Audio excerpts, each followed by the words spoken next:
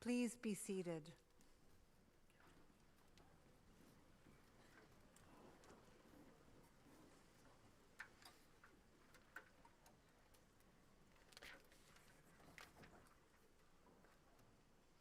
Honored guests, faculty, staff from both King's and Dalhousie, graduands, and importantly, the main members of their fan clubs who are here today. Welcome to the beautiful Rebecca Cohn Theater and to the 2036 Encaenia celebration.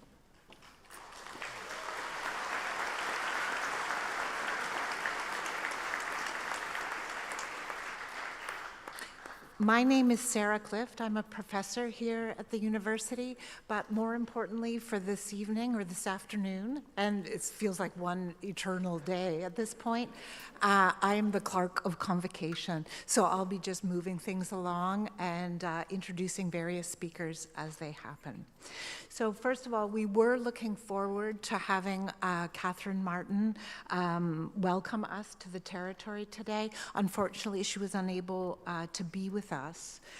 Now, to express welcome to the territory and to get our celebration started, our King's colleagues, Professor Trina Roach from Glooscap First Nation, Emily yeah, sure, why not?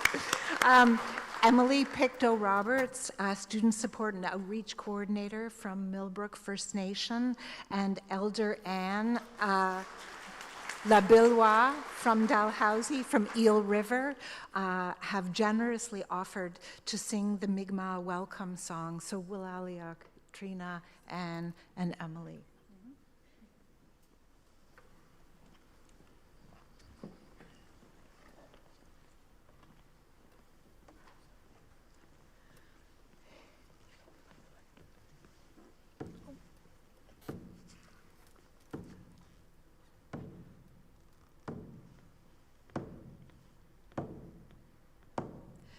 Gepti de demenet,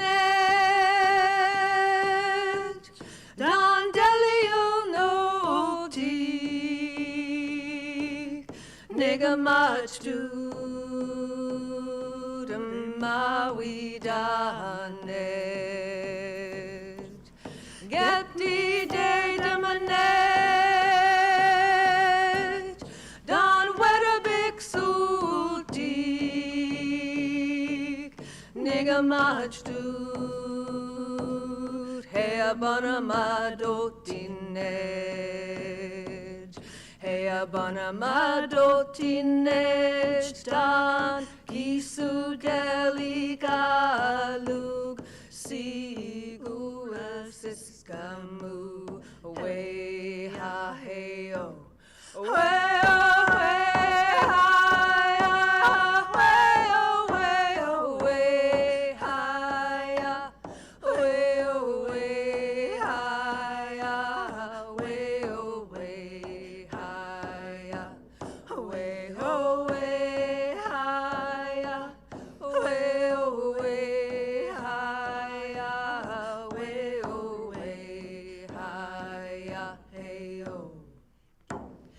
Gepti de demenet, dan delio noti, nigga much do, hey mawi danet. Gepti de demenet, dan werabik sulti, nigga much dude, hey abana madotinej, hey abana madotinej, dan gisu deligalug, sigula siskamu, way ha hey oh, way oh hey.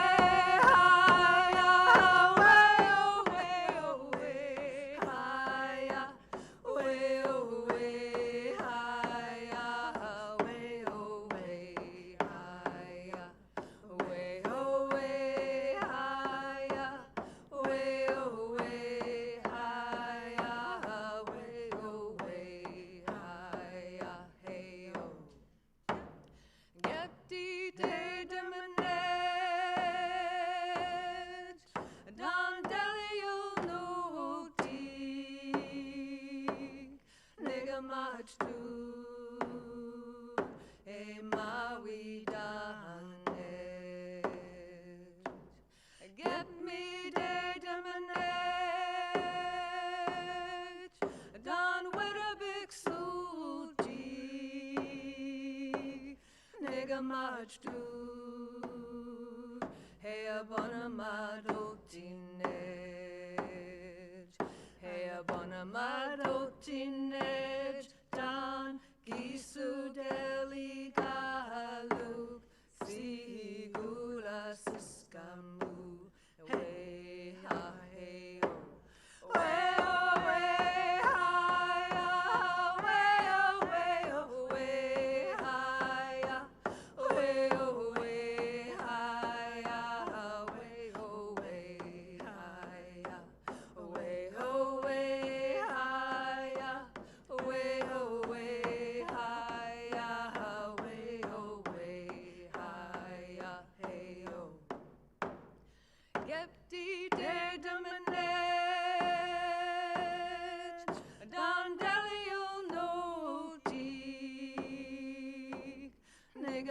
much do te maui dahanage.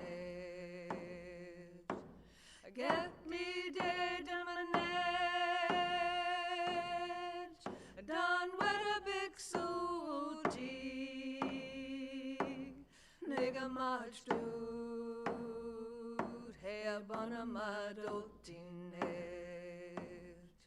Hey abana madotinage, dan kisu deligalu, sigula siskamu. Way ha hey oh, way oh way hi way oh way oh way hi way oh way hi way oh way hi way oh way hi way oh way hi way oh way hi hey oh. Way away, higher, way away, higher, way away, higher, way away, higher, way away, higher, way away, higher, way away, higher, hey yo. Tahoe.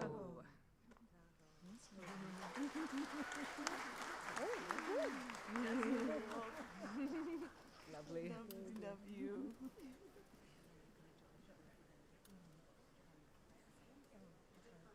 I'll get myself.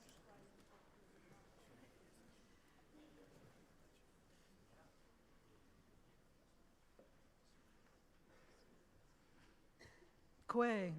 Hello. Ninda Luisi, Anne Labilwa. My name is Anne Labilwa, and I'm very honored to be the elder in residence here at Dalhousie.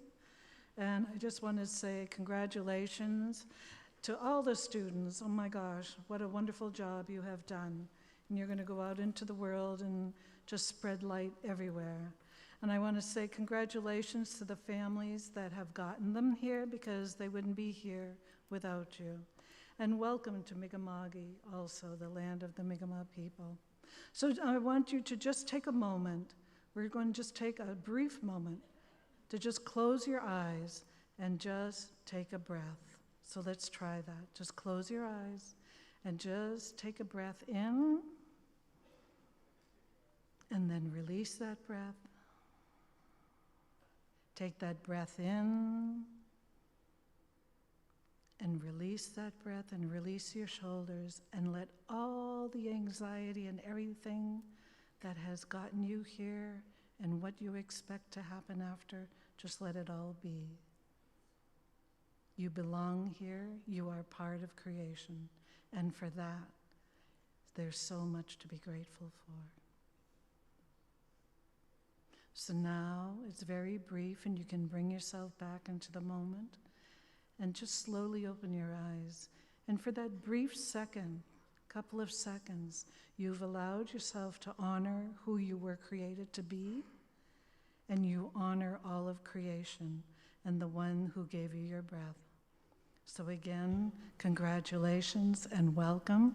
And I have a special, Catherine Martin was not able to be here, and she wanted to present a very special gift to a very special person. And she said this person was a great ally to us here at Dalhousie and to everything in our life. So Bill,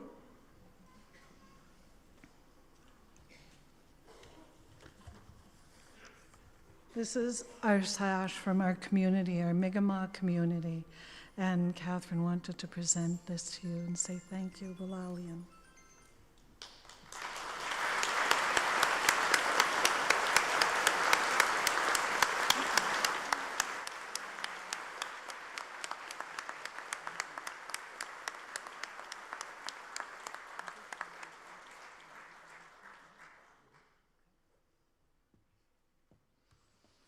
The University of King's College sits on the unceded Mi'kmaq territory, subject to the peace and friendship treaties that are the basis of peaceful coexistence and good relations among all who live on Mi'kma'ki.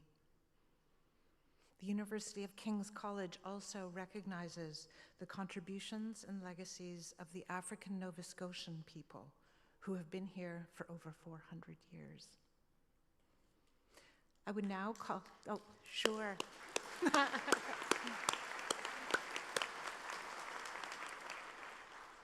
It gives me great pleasure to call upon Mr. Russell Gross, CEO of the Black Cultural Centre for Nova Scotia, to give the invocation.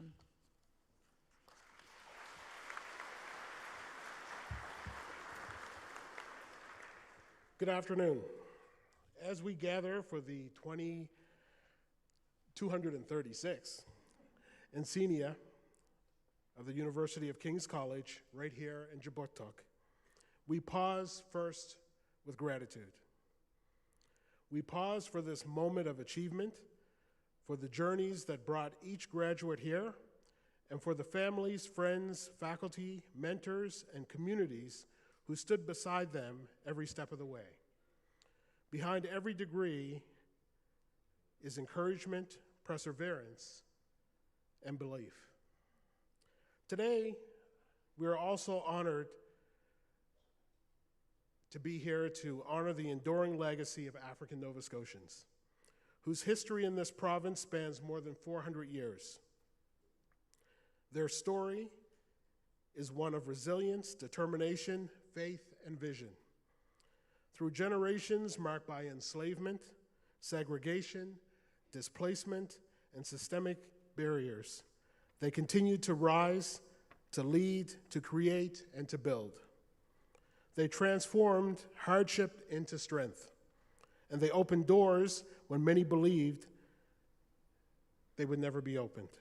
Their legacy reminds us that progress is never simply handed to us. It's earned through courage, through community, and through an unwavering belief that future generations deserve greater opportunities than the ones before them. It is in that spirit of courage that we also reflect on this institution. We recognize the contributions of the former board chair, Douglas Ruck, whose leadership and advocacy helped advance important conversations around justice, history, inclusion, and diversity at King's.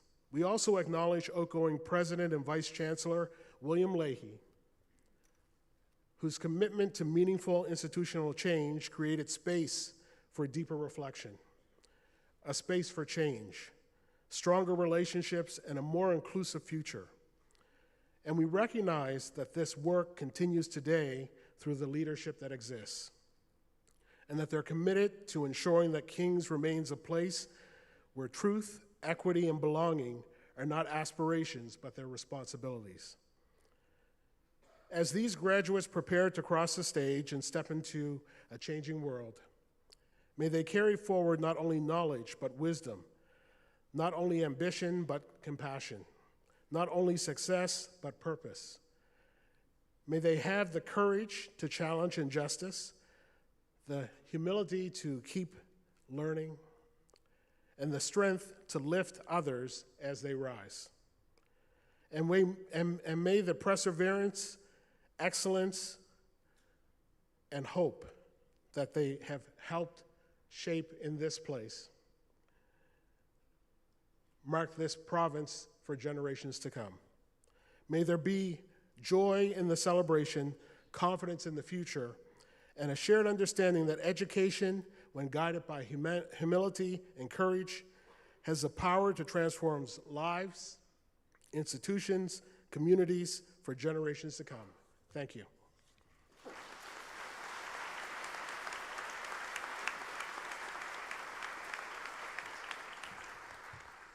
Thank you, Russell. I now call upon our Vice Chancellor and President, Professor William Leahy, to give some remarks.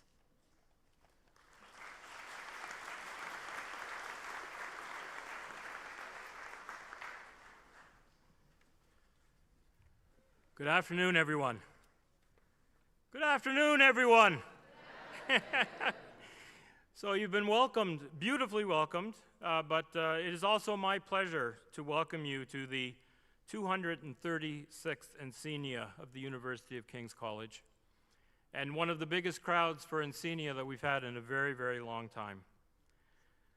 Graduands, I am delighted to be celebrating your graduation with King's Chancellor Deborah Dean Little and Dalhousie President Dr. Kim Brooks, because this is also a Dalhousie convocation. And it's been a joy to be celebrating Encaenia and convocation with Deborah and Kim over the last few years. And because it's two ceremonies in one, it just indicates the difficulty of the job that our clerk of convocation has, Sarah. Thank you, Sarah. We are blessed with other chancellors today. The Honorable Arthur LeBlanc, former Lieutenant Governor of Nova Scotia and Chancellor of the University St. Anne, is with us, most importantly as the grandfather of Lillian. Welcome, Arthur.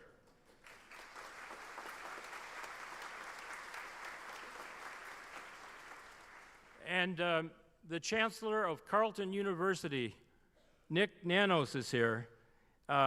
Welcome, Nick, a very faithful Blue Devils fan, and also the father of Paul. Welcome, Nick.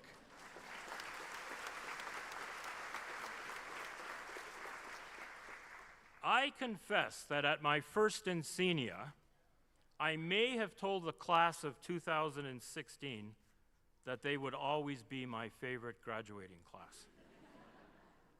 I may have said something similar to the valiant pandemic classes of 2020 and 2021. In fact, in one way or another, I have suggested to every graduating class of the last 10 years that they would always be my favorite. So let me make something unequivocally clear now and for all time. Class of 2026, you will always be my favorite graduating class.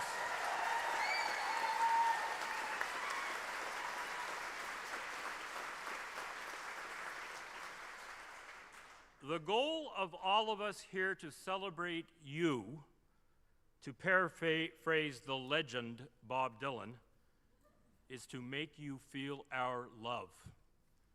We want you to know that we love you.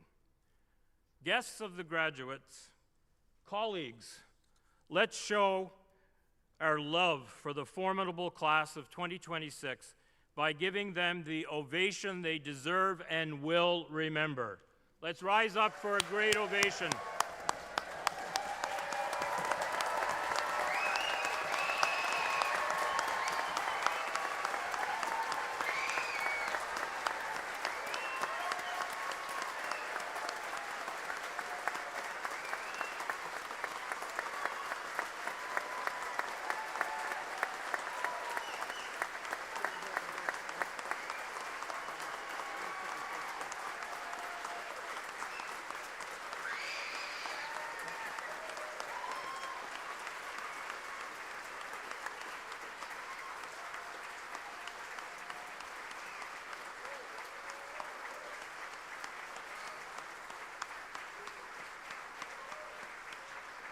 My, oh my, that was a very impressive ovation.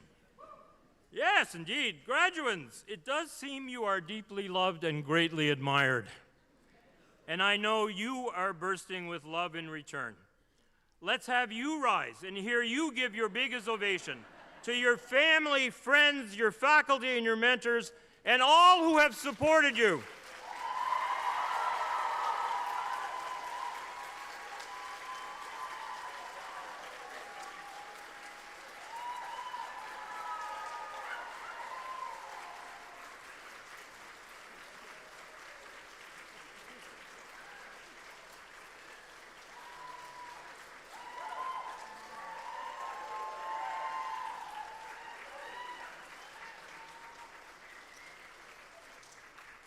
That second win was very impressive. It is my last Encaenia as president of King's. It presents a dilemma. I, of course, want to focus my remarks on you, the graduates. I also feel the urge to say something about King's and its importance in this moment, which is a challenging moment in the long and illustrious history of King's. So I have done what anyone in my position would do. I have turned for inspiration to J.R.R. Tolkien's The Hobbit. In the movie version, hey! The story ends with Galadriel, the royal elf, asking Gandalf, the all-knowing wizard, why the halfling? Referring to the reluctant hero of the story, the little book, tea, breakfast-loving hobbit, Bilbo Baggins. Gandalf answers, I don't know. Saruman believes it is only great power that can hold evil in check. But that is not what I found. I have found that it is the small everyday deed of ordinary folks that keeps the darkness at bay. Simple acts of kindness and love. Why Bilbo Baggins? Perhaps because I am afraid, and he gives me courage. The sentiment of these lines from the movie is true to Tolkien's work. In the Fellowship of the Ring, Elrond says, yet such is oft the course of deeds that move the wheels of the world. Small hands do them because they must, while the eyes of the great are elsewhere. Tolkien's books are a great success because we all identify with Bilbo and the other little people who are his heroes. We all feel like halflings from time to time, not the movers and the shakers, but the moved and the shaken. The same can be true of little universities. As something of a hobbit-like creature myself, I am proud to say that for the past 10 years, I have been president of a university that some might say is a halfling among universities. New York Times columnist David Brooks, who I must point out was born in Canada, recently wrote a farewell column calling for a renewed humanism as the necessary response to the distemper of our time, the escalating problems we face, and the dysfunction of our civil discourse and politics. Humanism, he wrote, is any endeavor that deepens our understanding of the human heart, any effort to realize eternal spiritual values in our own time and circumstances, any gesture that makes other people feel seen, heard, and respected. He called for a revitalization of what he called the Great Conversation, which he described as a tradition of debate and collective effort, encompassing all of the subjects of a liberal education to, quote, find a workable balance amid the eternal dialectics of the human condition, the tension between autonomy and belonging, equality and achievement, freedom and order, diversity and cohesion, security and exploration, tenderness and strength, intellect and passion. Class of 2026, I do congratulate you all for graduating, but also for being part of the Great Conversation. I congratulate you also for making friendship the means and the purpose of the version of the Great Conversation that happens at King's and Dalhousie. It is friendship, after all, that elevates good conversation into great conversation. I assure you, it is not just David Brooks who thinks you have done something meaningful and worthy for yourselves and the world. We all think you have. By engaging in the great conversation, you have already created something important to your future and to the future of us all. You have created not just a community, but communities within communities, interconnected and bonded, not just by similarities, but by differences. the collective strength to find a workable balance that Brooks describes. You have thereby become community builders the world always is in need of. Recently, Dr. Gabriel Donnelly of Encaenia University wrote that the world needs universities to create and sustain a culture of belonging. To do so, she wrote, they must nurture both bonding capital, which connects us to those like us, and bridging capital, which connects us across differences.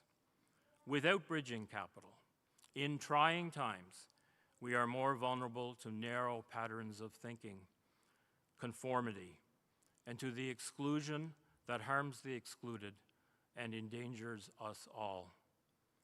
Democratic life, as Donnelly puts it, requires tolerance for ambiguity, openness to complexity, and the willingness to remain in relationship when it would be easier to withdraw or dominate. She adds, in the smallest moments, we can begin to cultivate the kinds of worlds we long for, worlds that ask more of us and allow more of us to belong. Universities, like tiny kings, have a vitally important role to play in nurturing both bonding and bridging capital. In learning to cultivate both, you have empowered yourselves to put your academic education into action in your careers and your communities and our world. The magic of Kings that has become precious to me is our resistance to the modern urge to divorce learning from loving. We do learn to think well, or critically if you prefer, but also to embrace our heart's desire to live in community, to love and be loved, and to know more profoundly through love. I believe this includes our love for those we learn with and from, and our love for all those we will share knowledge with beyond the quad. To be the kind of university Donnelly says all universities should aspire to become, we must continue to embrace the diversity that develops bridging as well as bonding capital. We have made progress on reconciliation and inclusion by the grace of those who have not always felt welcome, and because we are defined, remember matriculation, by our commitment to putting the precepts of communal life and learning into action. That progress needs to continue for the difference we can make to belonging in and beyond our quad.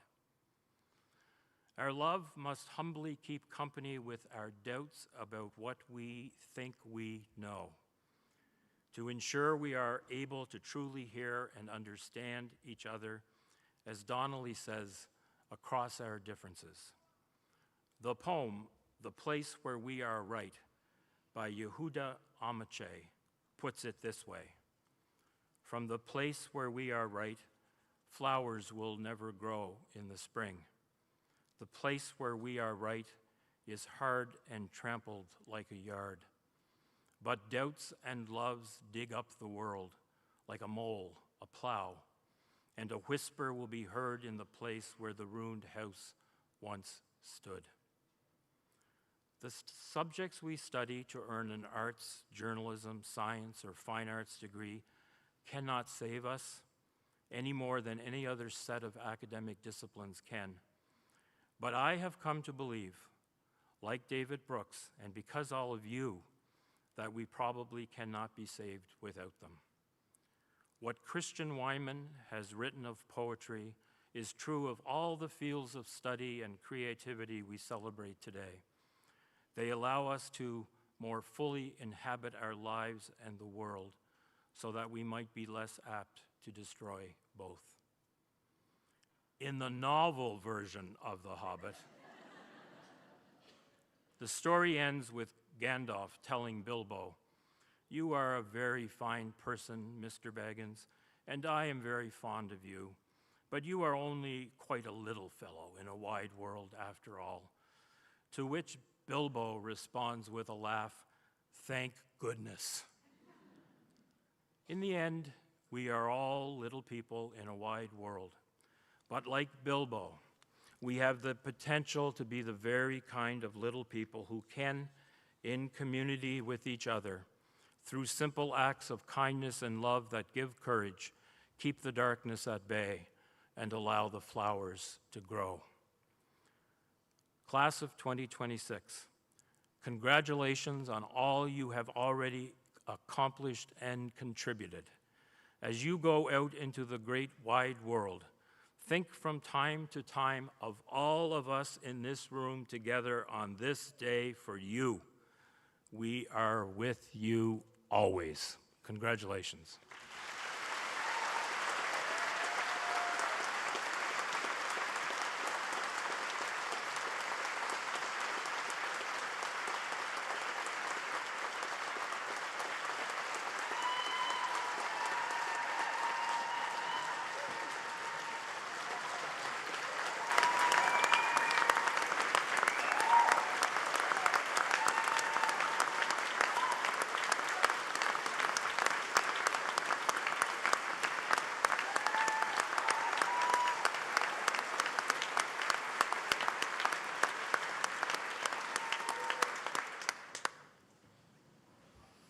Thank you, Bill. I now call upon Dr. Kim Brooks, President and Vice Chancellor from Dalhousie University, to bring greetings. President Leahy, members of the academic procession, esteemed faculty and staff, cherished family and friends, honored guests, and most importantly, graduates. It's a joy to be with you today and to bring greetings on behalf of Dalhousie University. Bill and I have known each other for a long time, which just for the record means I know well I should get to go first. Encaenia is always a meaningful day. It's a day of celebration, transition, gratitude, and hope. And for those of us at Dalhousie, it's also a day to honor the extraordinary academic partnership between our two institutions, a partnership that has endured for more than a century and that continues to enrich the lives of students at both King's and Dalhousie. This year, it feels right to pause for another reason. As Bill has mentioned, this is his final Encaenia before he concludes his service as president. And while I am here in my formal role as Dalhousie's president, in King's language, as visitor, I come as someone who has known Bill as a colleague, including from our years together working at Dalhousie's law school. Bill recently offered his final FYP FIP first-year program. Only I need the translation as visitor. Lecture under the title From Miramichi to the Quad and Beyond, a Story of Memory, Love, and Belonging. In describing that lecture, he wrote of the wisdom that, quote, a river does not flow and forget its source, end quote, and of the metaphor, a river runs through it. That seems entirely fitting. Although Bill is well known in policy circles for his work on forests, one senses that his deepest imaginative geography runs in rivers. The Miramichi, the rivers of home, the rivers of memory, and the rivers that carry us from one chapter of life to another. And because this is King's, and because Convocation is always partly about literature, and this year, somewhat novelly for me, movies, I want to extend to Bill, a boy from the Miramichi, a love letter from someone born in Saskatchewan. Saskatchewan is not a place famed for water, but by looking just slightly east, I could turn my mind to Margaret Lawrence's The Diviners and her unforgettable opening sentence, "The river flowed both ways." The novel begins with that image of a river whose current moves in one direction while the wind passes back across the surface in the other. It is a beautiful image for leadership. Institutions shape leaders and leaders shape institutions. The current runs forward and it carries the past. We move on and we do not leave behind the sources that made us. And so in Bill's case, the river has flowed both ways. Bill has brought much to King's, a seriousness of purpose, moral clarity, a lawyer's respect for plain speaking. I wanted to deliver that deadpan, and I didn't think I could do it, and I couldn't. A public servant's commitment to the common good, and a deep belief that education is not only about knowledge, but about becoming. He has loved this place. He has not treated King's as an institution to be managed from a distance, but as a community to be lived in, listened to, challenged by, and served. And King's, in turn, has shaped Bill. It has offered him a community of students, faculty, staff, alumni, and friends who care fiercely about ideas, tradition, justice, words, and belonging. That is one of the gifts a place like this can give. King's is small enough for people to be known, but large enough in spirit to change the lives of those who pass through it. Bill's presidency has not been easy. No honest account of leadership in higher education over the past decade could pretend otherwise. He's led through financial pressure, through the profound disruption of the pandemic, and through moments when King's had to confront painful truths about its own past and responsibilities. Those moments require more than ceremonial leadership. They require steadiness, humility, clarity, and courage. Bill has brought those qualities to this role. He's been straightforward when straightforwardness was needed.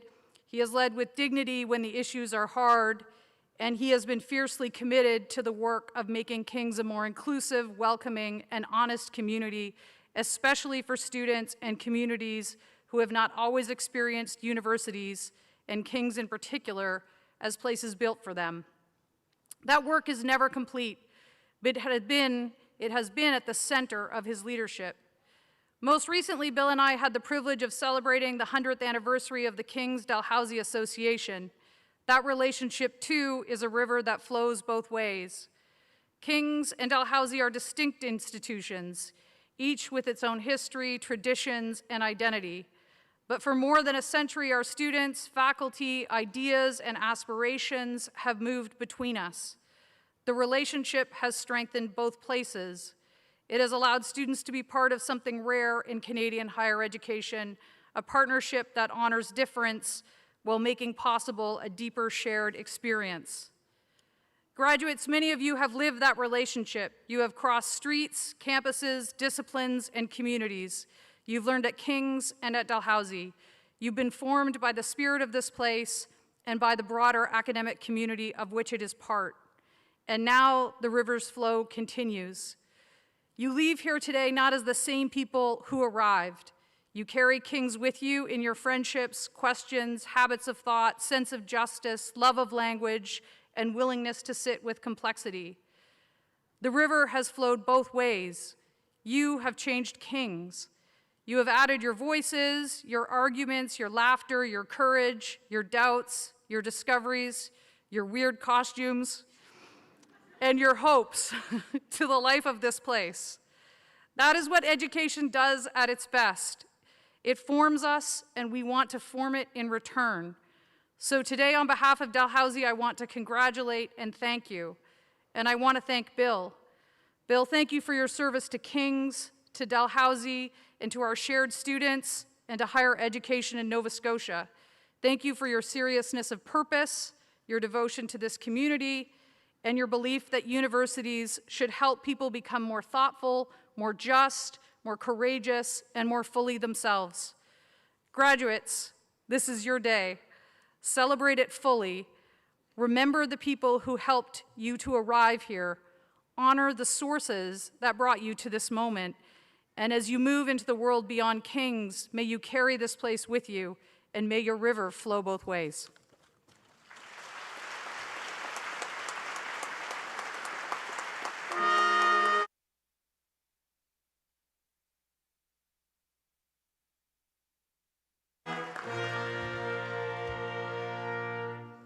Graduates, let's get to it, shall we?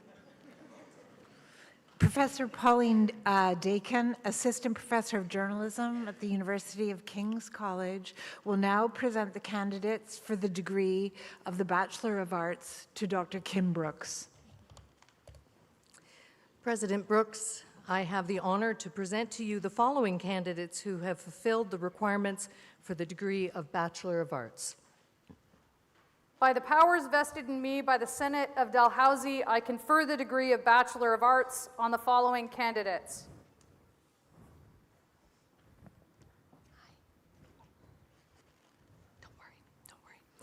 Maggie Adamson, major in sociology and social anthropology.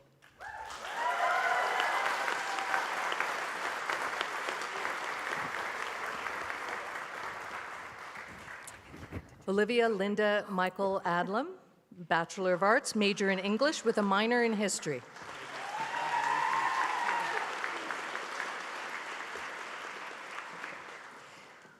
Milo Allard, Bachelor of Arts, major in English with a minor in journalism studies.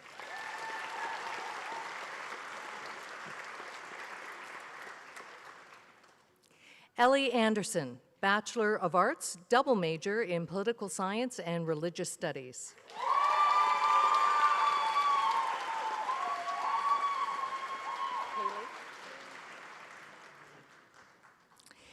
Kaylee Jane Airbay, Bachelor of Arts, major in Law, Justice, and Society with a minor in Psychology.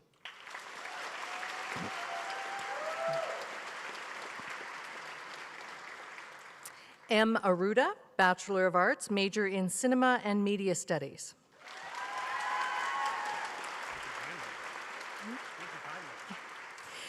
Aidan Jeffrey Badcock Parks, Bachelor of Arts, major in Political Science.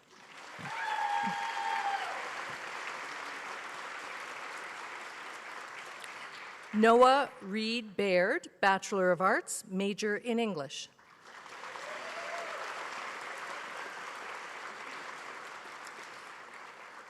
Gracie Bennett, Bachelor of Arts, major in History with a minor in Journalism Studies.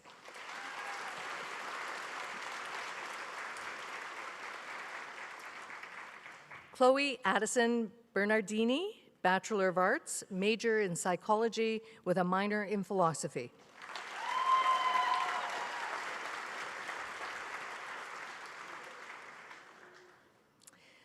Renaud Blais, Bachelor of Arts, major in Law, Justice, and Society with a minor in German with distinction.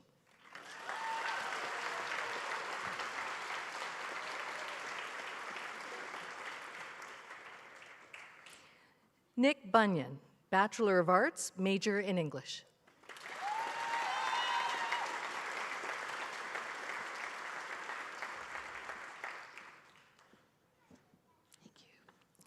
Jordan Samantha Butler, Bachelor of Arts with honors in both Law, Justice, and Society and Philosophy.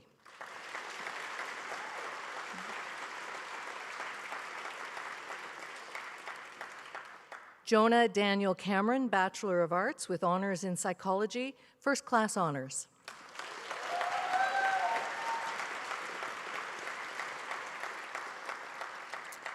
Haley Emma Carroll, Bachelor of Arts with honors in Law, Justice, and Society with a minor in French, first-class honors, and University Medal in Law, Justice, and Society.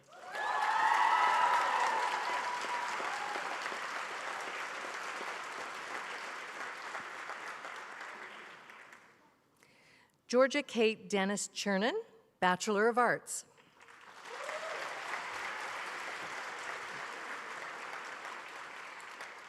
Michelle Nicole Day, Bachelor of Arts, major in Law, Justice, and Society with a minor in History.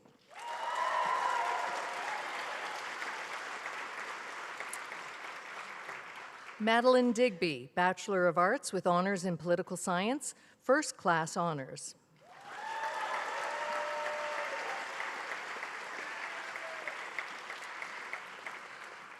Tessie Doyle, Bachelor of Arts, major in English with a minor in Classics.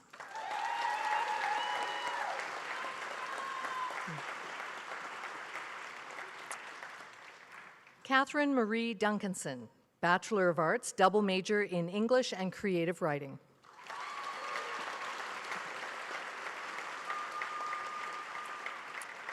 Kalia Fieldhouse, Bachelor of Arts with honors in Psychology.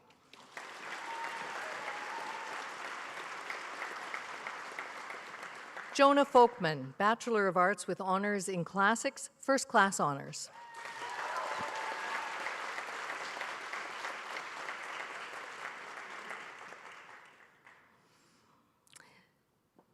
Madeline Porzia Fulford, with a Bachelor of Arts, major in Cinema and Media Studies with a minor in music.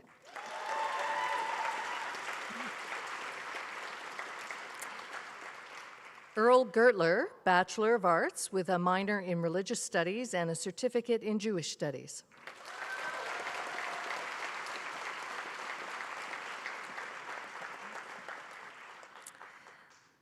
Leah Esme Grant Church, Bachelor of Arts, major in Gender and Women's Studies, with a minor in Esoteric and Occult Traditions.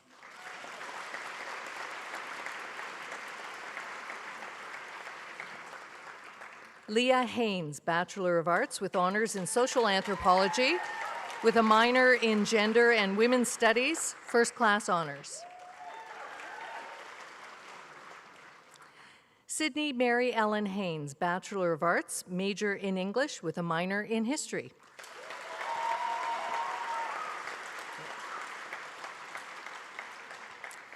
Rowan Helmer, Bachelor of Arts with honors in Law, Justice, and Society, with a minor in Contemporary Studies, first class honors.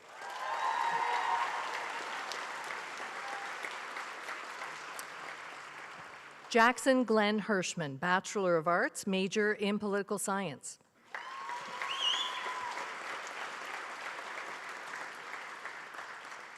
Shayna Jardine, Bachelor of Arts with honors in Law, Justice, and Society with first-class honors.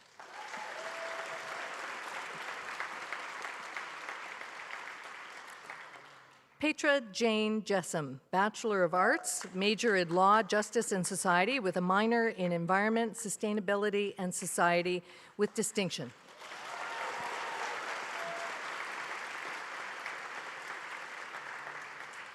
Kaylee Catherine Keys, Bachelor of Arts, major in English with minors in Management and Esoteric and Occult Traditions.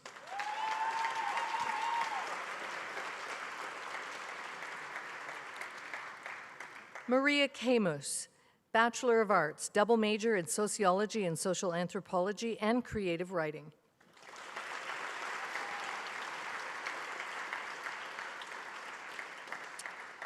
Oliver Lawson, Bachelor of Arts with honors in both International Development Studies and Environment, Sustainability, and Society.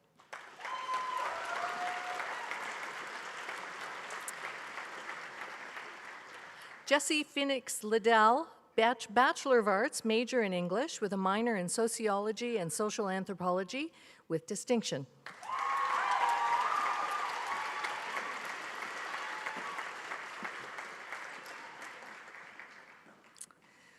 Tia Nicole Lovegrove, Bachelor of Arts, double major in Law, Justice, and Society and Political Science.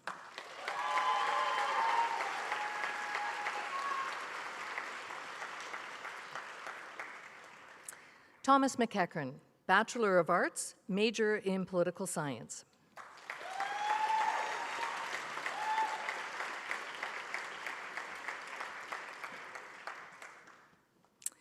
A.J. McLean Howard, Bachelor of Arts, major in Philosophy with a minor in Journalism Studies.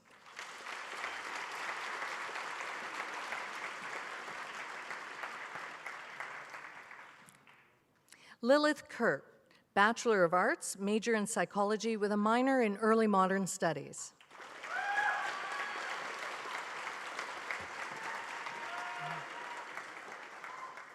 Logan Matthews, Bachelor of Arts, major in Law, Justice, and Society with a minor in Early Modern Studies.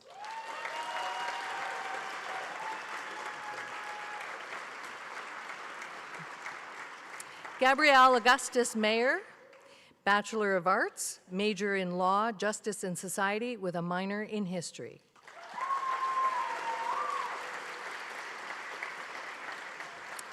Liz Mazerol, Bachelor of Arts in History with minors in English and Creative Writing with distinction.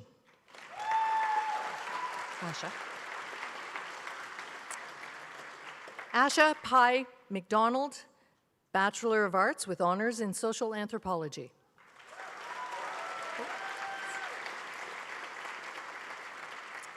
Ruth Atlin McGill, Bachelor of Arts with honors in social anthropology with a minor in classics, first class honors, and University Medal in social anthropology.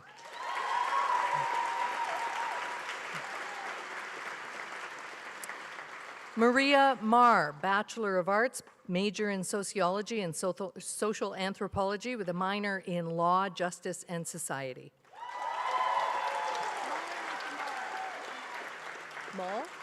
Mall. Tasha Mahler, Bachelor of Arts with honors in sociology with minors in German and contemporary studies, first class honors, and University Medal in sociology.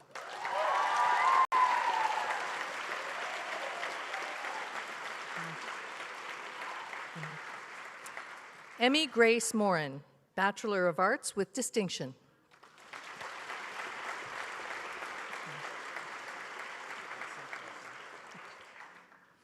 Saif Morsi, Bachelor of Arts, major in political science with a minor in psychology with distinction.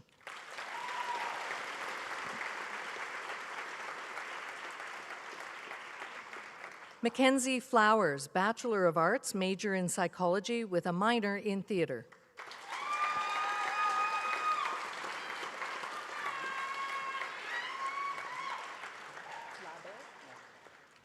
Paul Nikita Labe Nanos, Bachelor of Arts, major in history with a minor in political science.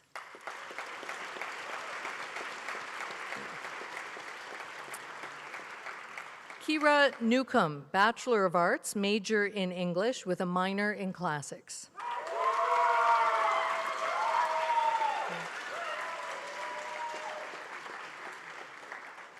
Logan Lee Nicolation, Bachelor of Arts with honors in classics with a minor in sociology and social anthropology.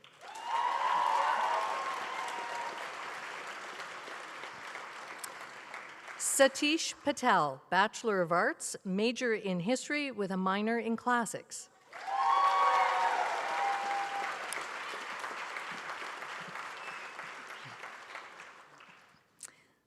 Claire Nicole Pontefract, Bachelor of Arts with honors in both environment, sustainability, and society and political science cooperative program, first class honors.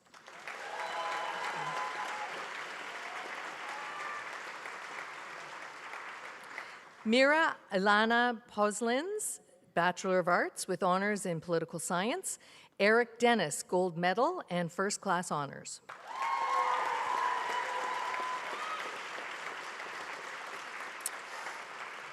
Jack Caleb Rehill, Bachelor of Arts, double major in International Development Studies and Creative Writing with a minor in French.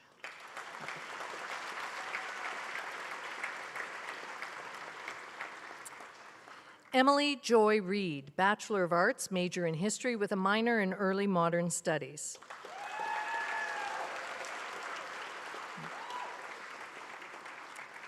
Clara Simone Ross, Bachelor of Arts with honors in both History and Classics, first class honors.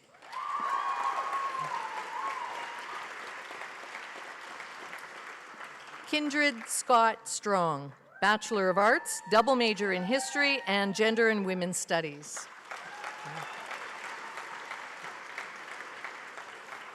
Olivia Shakespeare, Bachelor of Arts with honors in Law, Justice, and Society, with a minor in Sociology and Social Anthropology, first class honors.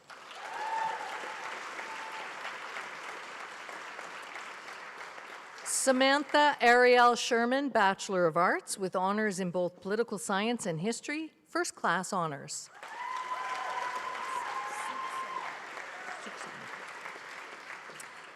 Lauren Suksom, Bachelor of Arts with honors in both English and Creative Writing. First class honors, University Medal in Creative Writing.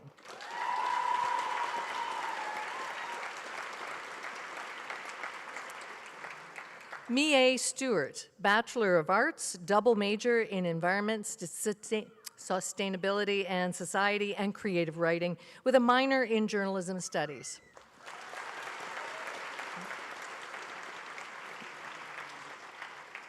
Katrina Mary Taylor, Bachelor of Arts, major in Law, Justice, and Society with a minor in Film Studies.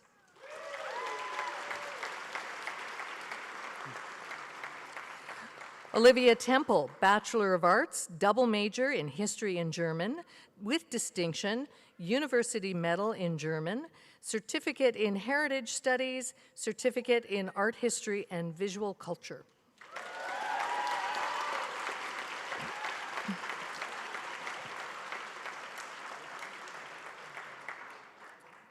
Liv Trabulsi, Bachelor of Arts with honors in History, Certificate in Art History and Visual Culture.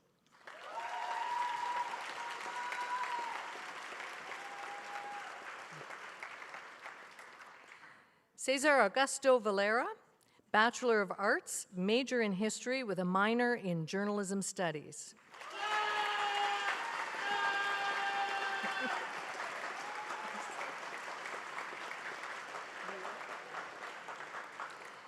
Sarah Ann Marie Weir, Bachelor of Arts with honors in Psychology with a minor in Creative Writing, first class honors.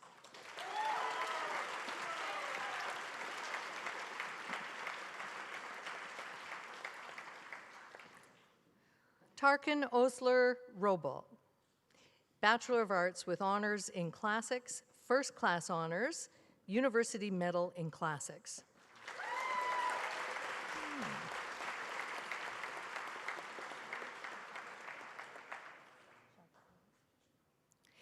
Zoe Chava Shakhter Bayless, Bachelor of Arts with honors in both Contemporary Studies and Biology, first class honors.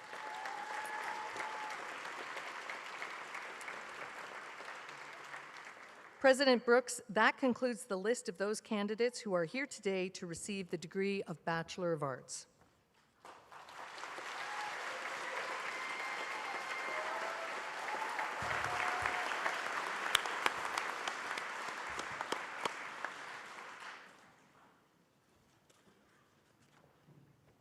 Professor Tim Curry, Vice President and Assistant Professor of Journalism at the University of King's College, will now present the candidates for the degree of BA Combined Honors, followed by Bachelor of Science. President Brooks and President Leahy, I have the honor to present to you the following candidates who have fulfilled the requirements for the degree of Bachelor of Arts with Combined Honors in Contemporary Studies, Bachelor of Arts with Combined Honors in Early Modern Studies, and Bachelor of Arts with Combined Honors in History of Science and Technology. By the powers vested in us by the Senate of Dalhousie and King's Convocation, we confer the degree of Bachelor of Arts with Combined Honors in Contemporary Studies, Bachelor of Arts with Combined Honors in Early Modern Studies, and Bachelor of Arts with Combined Honors in History of Science and Technology on the following candidates. I now present to you the following candidates who fulfilled the requirements for the degree of Bachelor of Arts with Combined Honors in Contemporary Studies. Griffin Bierka Clark, Bachelor of Arts with Honors in Contemporary Studies and English.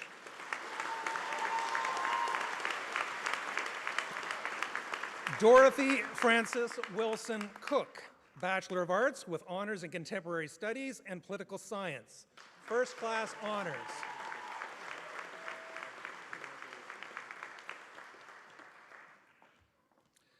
Shale Ripley Dider Simon, Bachelor of Arts with honors in both theater and contemporary studies.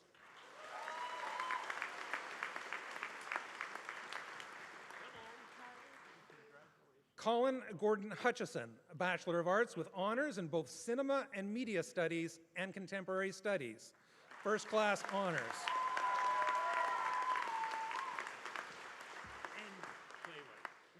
Callie Louise Germain, Bachelor of Arts with honors in both contemporary studies and history, first class honors, University Medal in Contemporary Studies.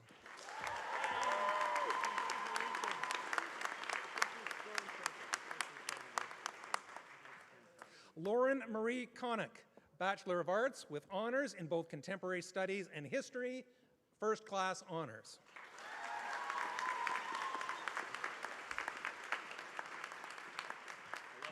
Jonah Flynn Lebu, Bachelor of Arts with honors in both contemporary studies and philosophy, first-class honors.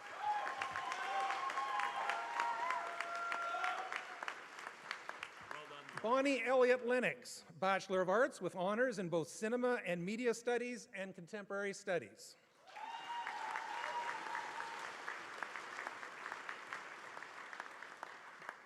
B. Mallory, Bachelor of Arts with honors in both contemporary studies and sociology, with a minor in esoteric and occult traditions. That's a great degree combination. Noah James Maiko, Bachelor of Arts with honors in contemporary studies and English.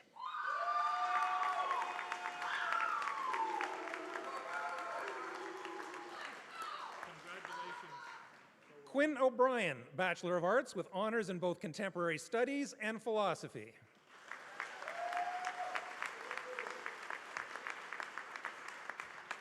Margot Michaela Peluso Pope, Bachelor of Arts with honors in both English and contemporary studies, first-class honors.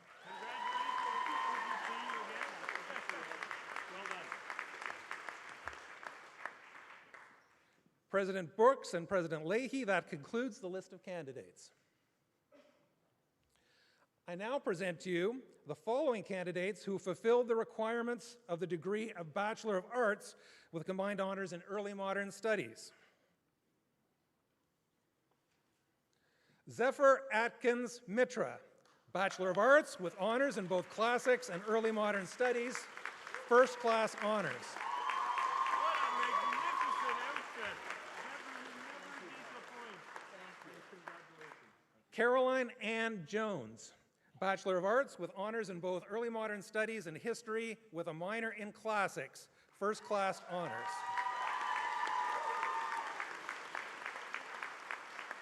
Well done, Carolyn.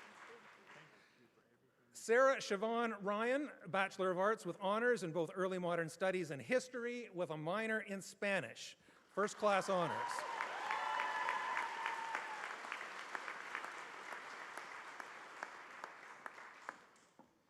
Eva Ruby Speck, Bachelor of Arts with honors in both early modern studies and French, first-class honors, University Medal in French, and University Medal in early modern studies. There's a lot waiting for you here, okay? And President Brooks and President Leahy, that concludes the list of candidates. I now present to you the following candidates who fulfill the requirements of the degree of Bachelor of Arts with combined honors in History of Science and Technology. Leah Kate Chambers, Bachelor of Arts with honors in both Philosophy and History of Science and Technology, first-class honors, University Medal in History of Science and Technology.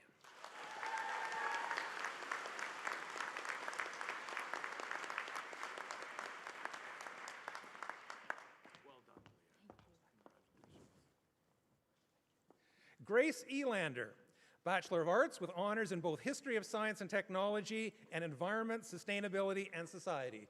First-class honors. Well done and congratulations.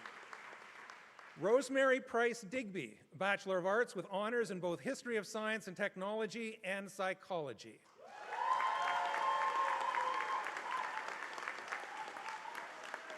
Well done.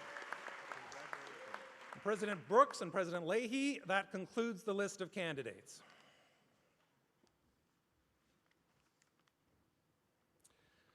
President Brooks, I have the honor to present to you the following candidates who have fulfilled the requirements for the degree of Bachelor of Science. By the Senate of Dalhousie, I confer the degree of Bachelor of Science on the following candidates. Trinity Adams, Bachelor of Science, double major in Neuroscience and Biology, distinction.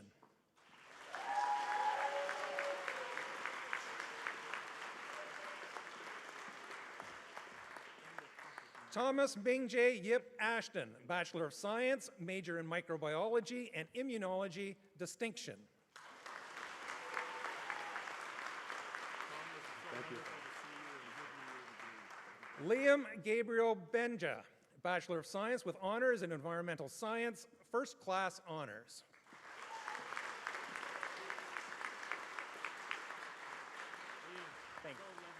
Lucy Marie Boudreau, Bachelor of Science, double major in psychology and law, justice, and society.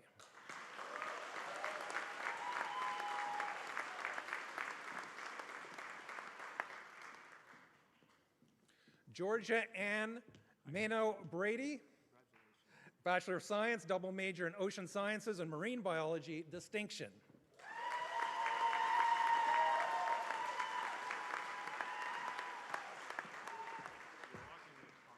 Nicholas Peter Manhood Brady, Bachelor of Science with honors in biology with a minor in history, first class honors.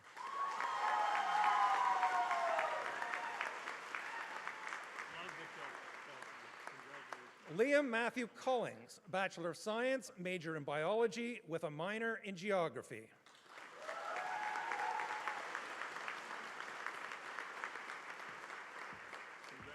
Zoe Coulter, Bachelor of Science, major in environmental science with a minor in contemporary studies. Distinction. Congratulations and well done.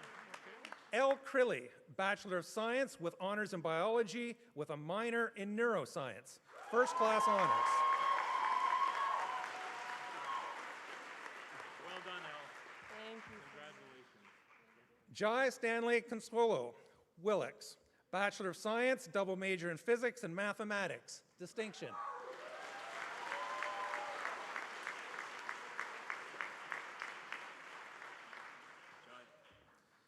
Claire Paula Davis, Bachelor of Science with honors in both physics and neuroscience.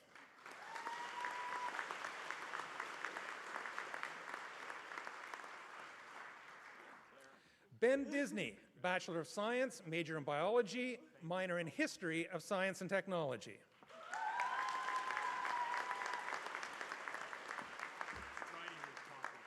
Congratulations. Chris Enns, Bachelor of Science, major in microbiology and immunology.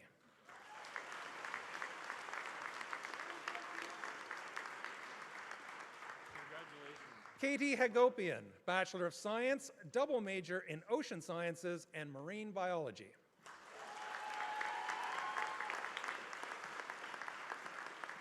Well done, Katie. I really love meeting you. Emily Lorraine Ham, Bachelor of Science, major in psychology.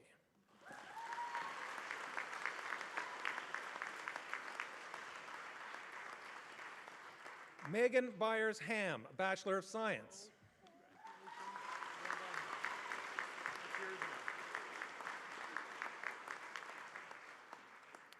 Emma Harvey, Bachelor of Science, double major in biology and psychology.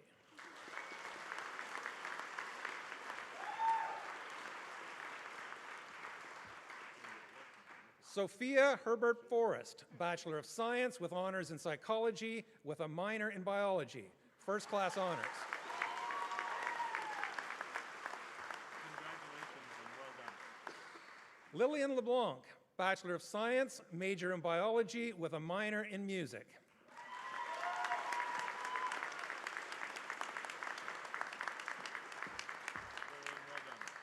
Caitlin Rose Legault, Bachelor of Science, major in neuroscience.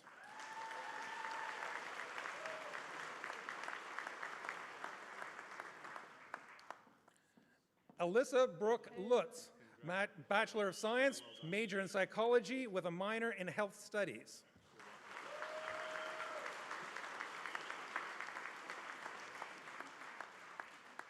Ewan Blair McKinnon, Bachelor of Science, major in biology with a minor in French.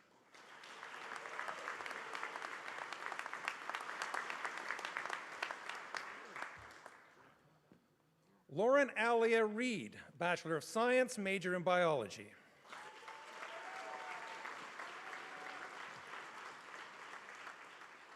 Ritu Shah, Bachelor of Science with honors in neuroscience, first class honors.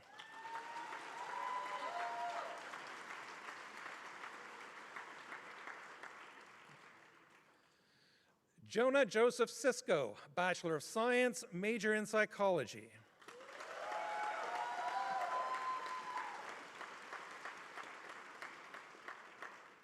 Darian Randall Slaughter, Bachelor of Science, major in Economics.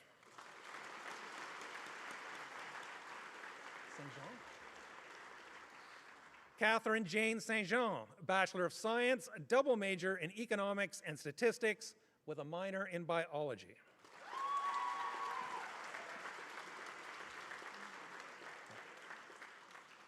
Mia Ariana Chloe Till, Bachelor of Science with honors in Neuroscience, first class honors.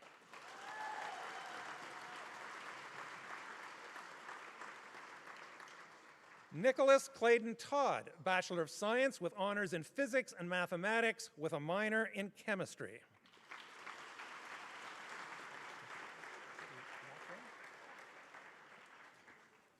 Lokwink Wong, Bachelor of Science with honors in Economics, first class honors.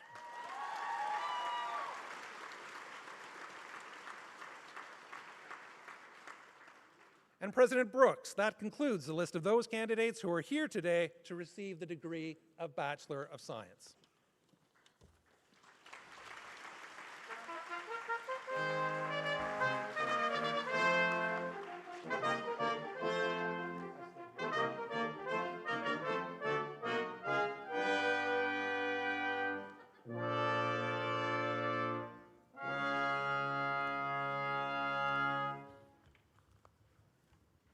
Professor Fred Valence Jones, Director of Journalism, will present to Chancellor Dean Little the candidates for journalism undergraduate degrees. Causa vios convocationis ut grados vor confantur od negote igitur procidamos. Madam Chancellor, I present to you the following candidates to receive the degree of Bachelor of Journalism with honors and Bachelor of Journalism. Auctoritati Maya etotias universitatis admetoteat granum baccalaureae journalismi cum honoribus e baccalaureae journalismi. Emma Claire Broughton, Bachelor of Journalism honors with a minor in mathematics.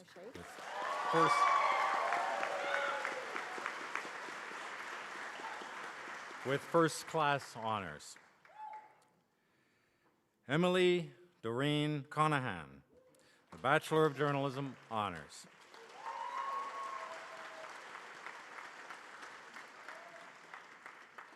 Ellie Entick Knapp Smith, a Bachelor of Journalism honors.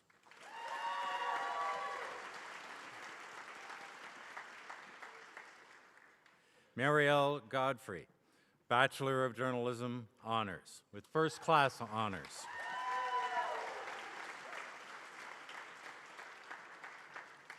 Sarah Hamilton, Bachelor of Journalism honors with a minor in early modern studies and first class honors.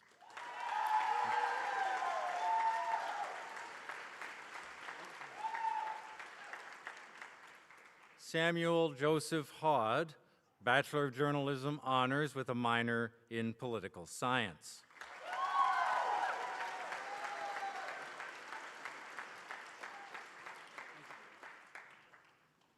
Ethan Alexander Hunt, Bachelor of Journalism honors with a minor in history.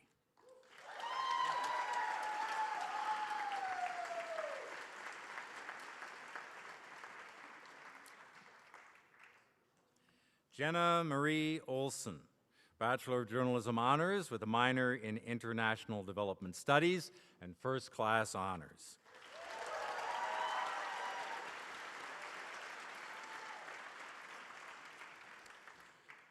Jude Lennon, Bachelor of Journalism honors with a minor in Film Studies.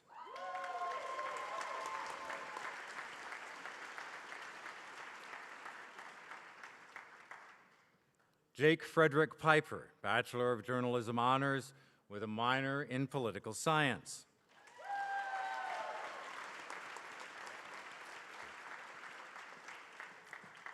Callum Watson, Bachelor of Journalism honors with a minor in Political Science.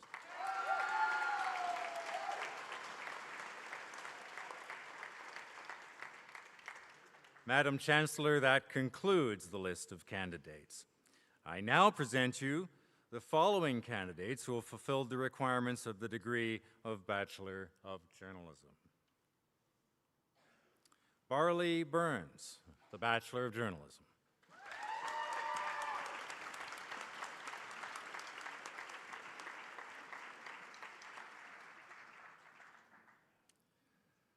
Sarah L. Char, Bachelor of Journalism with distinction.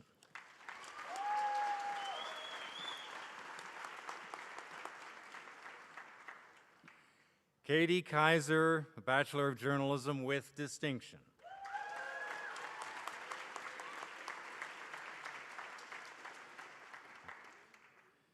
Jenna Ann McConnell, Bachelor of Journalism.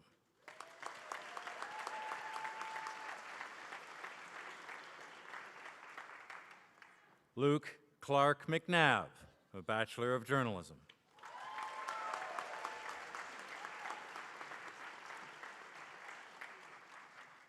Olivia Niddy, Bachelor of Journalism with distinction and the Dr. Jim McMill Memorial Award in Journalism.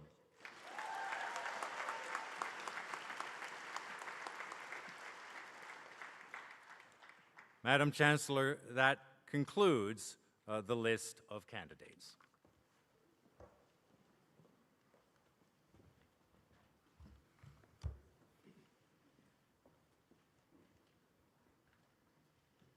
Professor Pauline Dakin, Assistant Professor of Journalism at the University of King's College, will now present candidates for master's degrees in journalism, writing, and publishing.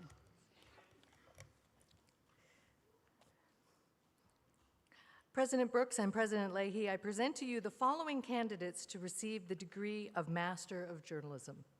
Auctoritate nobis senatu del Haziano e convocatione collegii regalis data et minimus te agradum magistri journalismi. Bobor Tamuna Pakare Adekoya, Master of Journalism.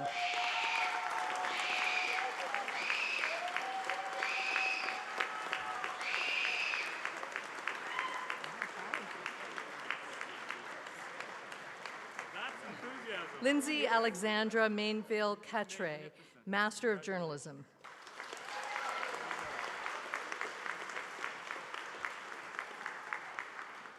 Emily Jane Enns, Master of Journalism.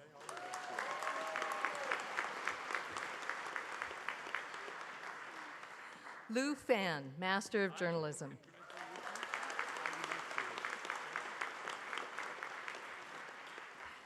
Molly Willa McNaughton, Master of Journalism.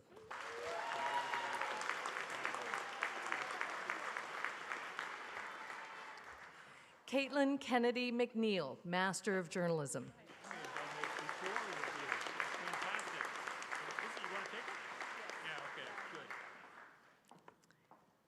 Miracle Antonia Mbonu, Master of Journalism.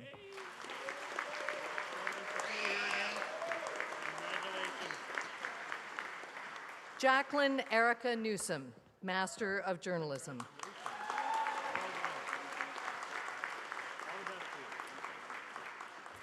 President Brooks and President Leahy, that concludes the list of candidates. President Brooks and President Leahy, I present to you the following candidates to receive the degree of Master of Fine Arts in Creative Nonfiction and Master of Arts in Fiction. Auctoritate nobis senatu del Haziano e convocatione collegii regalis data et minimus te ad gradum magistri artium elegantium. I now present to you the following candidates who have fulfilled the requirements of the degree of Master of Fine Arts in Creative Nonfiction. Elizabeth Louise Arts Ives, Master of Fine Arts.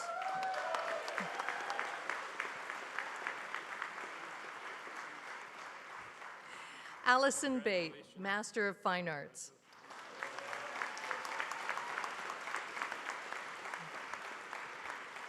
Mary Huguette Brown, Master of Fine Arts.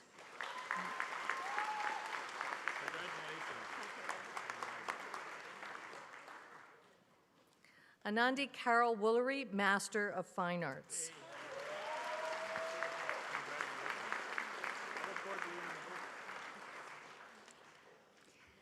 Jesse Carson, Master of Fine Arts.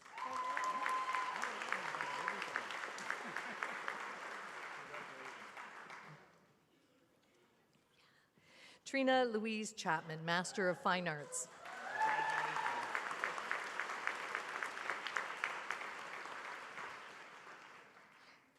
John Corbin, Master of Fine Arts in Creative Nonfiction.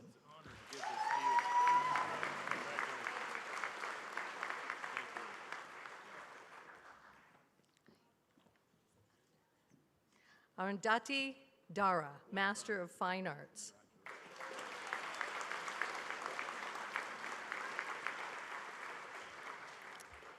Ian Kemble Douglas, Master of Fine Arts.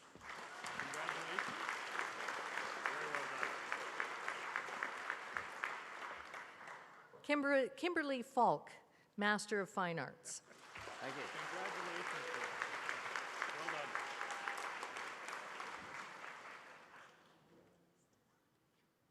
Okay. Stefan Bernard Fleming, Master of Fine Arts.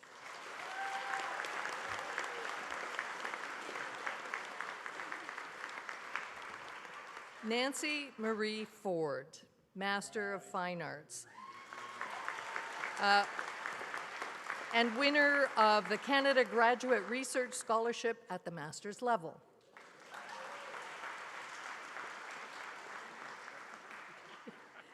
Anne Foster, Master of Fine Arts.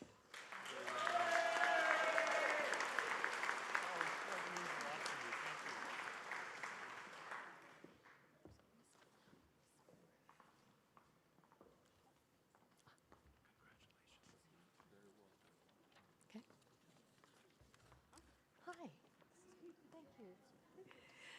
Lorraine Margaret Follow, Master of Fine Arts.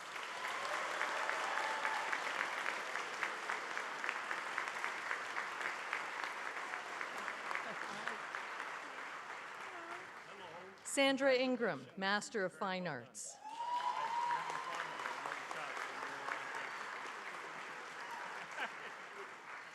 Amy Grace, Master of Fine Arts.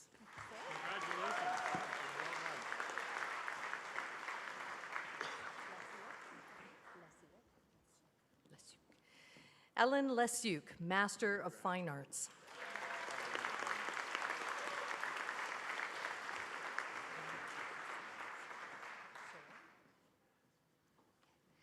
Carrie Pops Shaughnessy, Master of Fine Arts.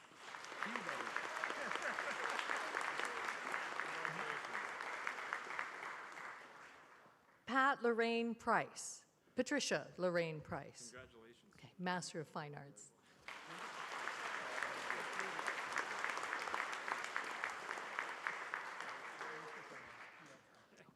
Okay. Pietra Shirley, Master of Fine Arts.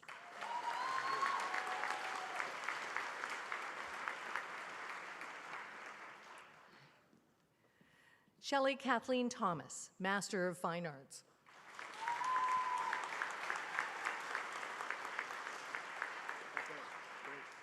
Caroline Topperman, Master of Fine Arts.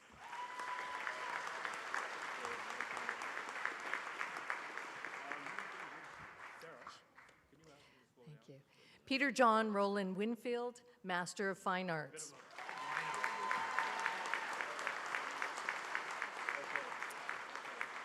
President Brooks and President Leahy, that concludes the list of candidates. I now present to you the following candidates who have fulfilled the requirements of the degree of Masters of Fine Arts in Fiction. Pauline, we got a bit of a bottleneck down here, so Say again? a little bit of a bottleneck down here. We'll so slow down. Just slow us down. I'll take a rest. Yeah.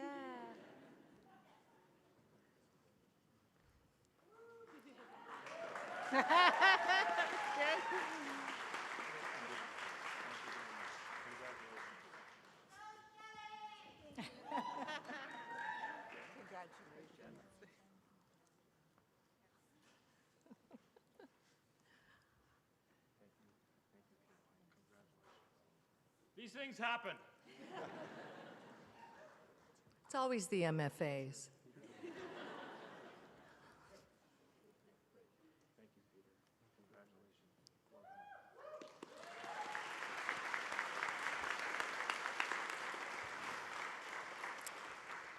So, the Master of Fine Arts in Fiction, Jeremiah Benskin, Master of Fine Arts.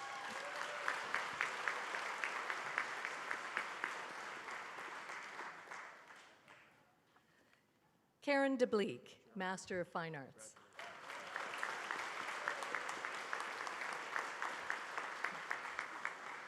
Joanne Gallant, Master of Fine Arts.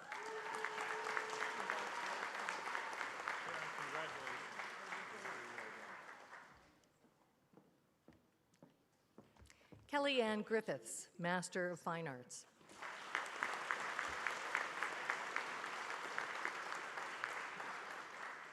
Natasha Dawn Hope Simpson, Master of Fine Arts.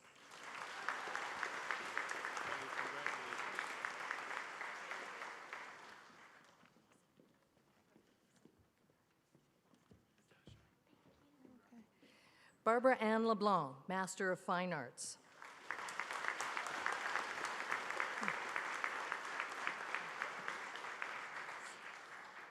Kimberly Lemaire, Master of Fine Arts.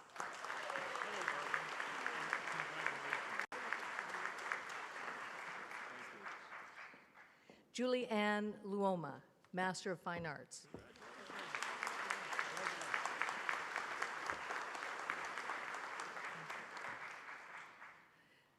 Suzanne Jeanette Matchuk, Master of Fine Arts.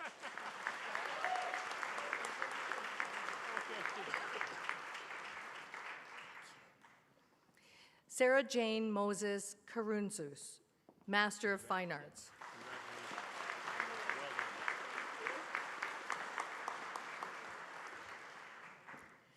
Ashley Ann Petrovsky, Master of Fine Arts.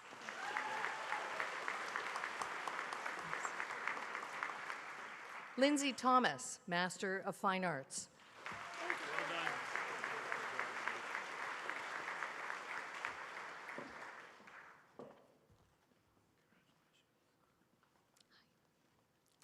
David Ainsley Woods, Master of Fine Arts.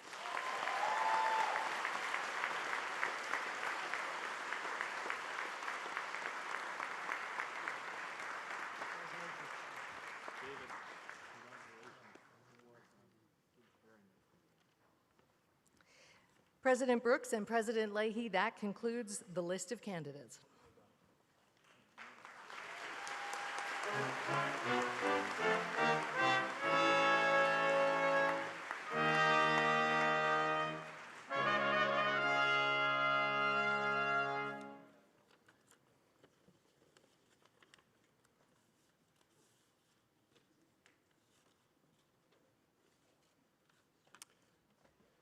Domina Cancelaria, praesento vobis Douglasum Ruck, ut admitator ad gradum doctoris in iure civili honoris causa.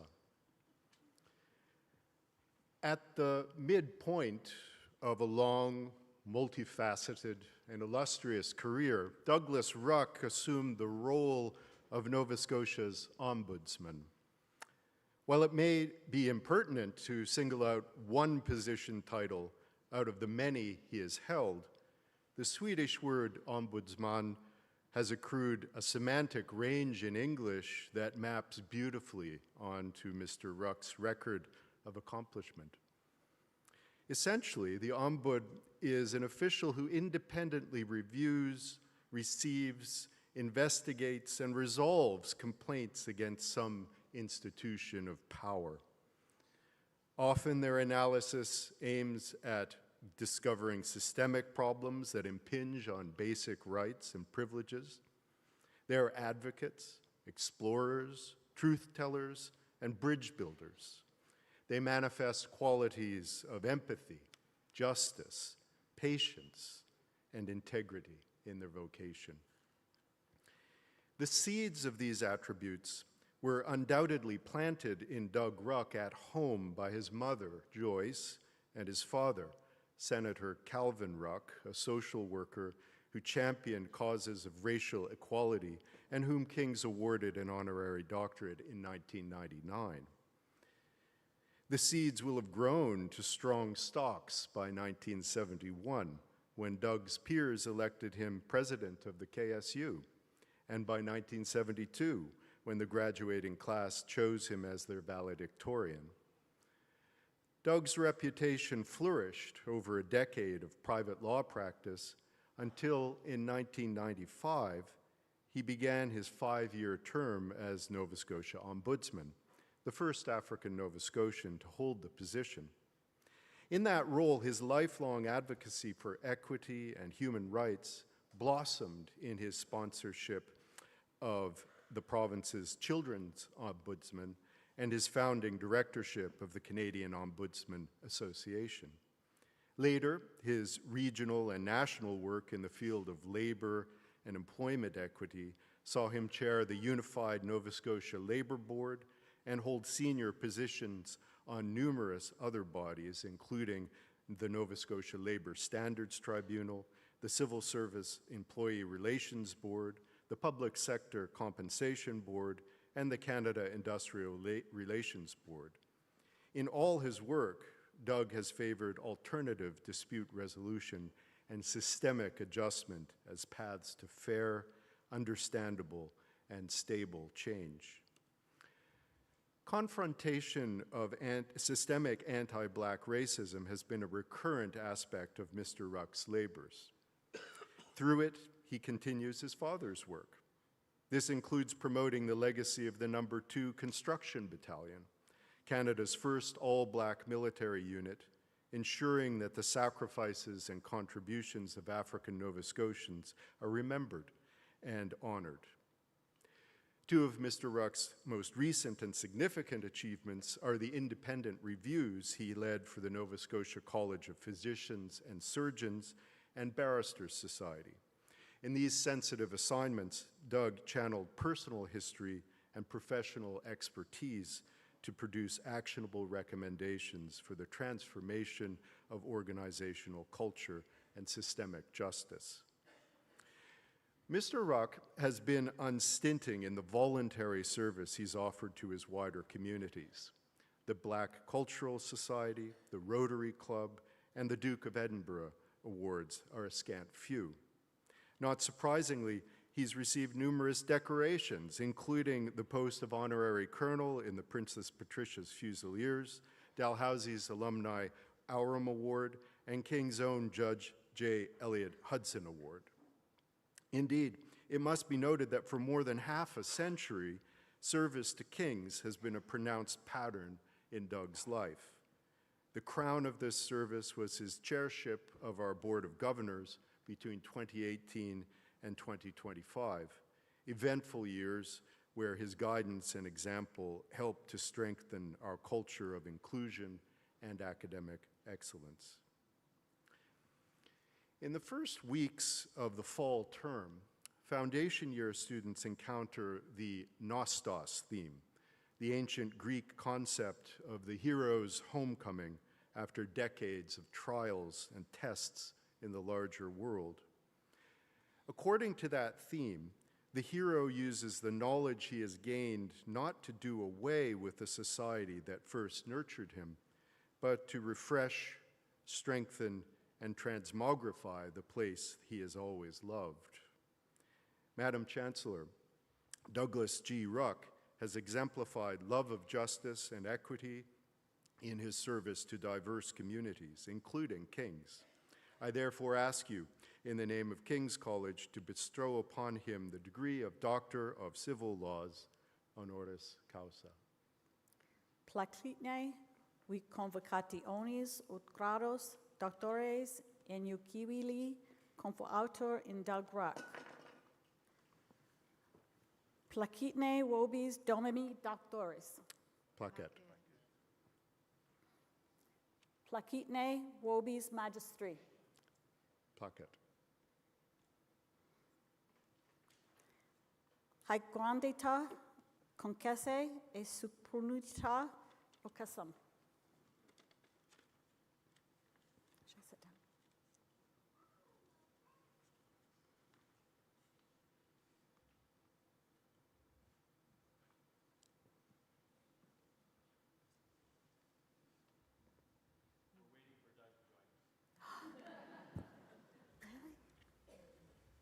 here.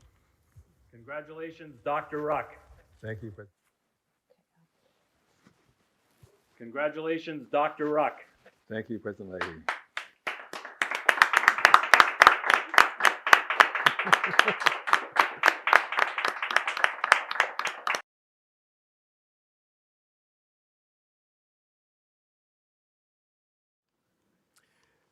Domina Cancelaria, praesento vobis annam syllaboi, ut admitator ad gradum doctoris in iure civili honoris causa. Education is the beating heart of any community.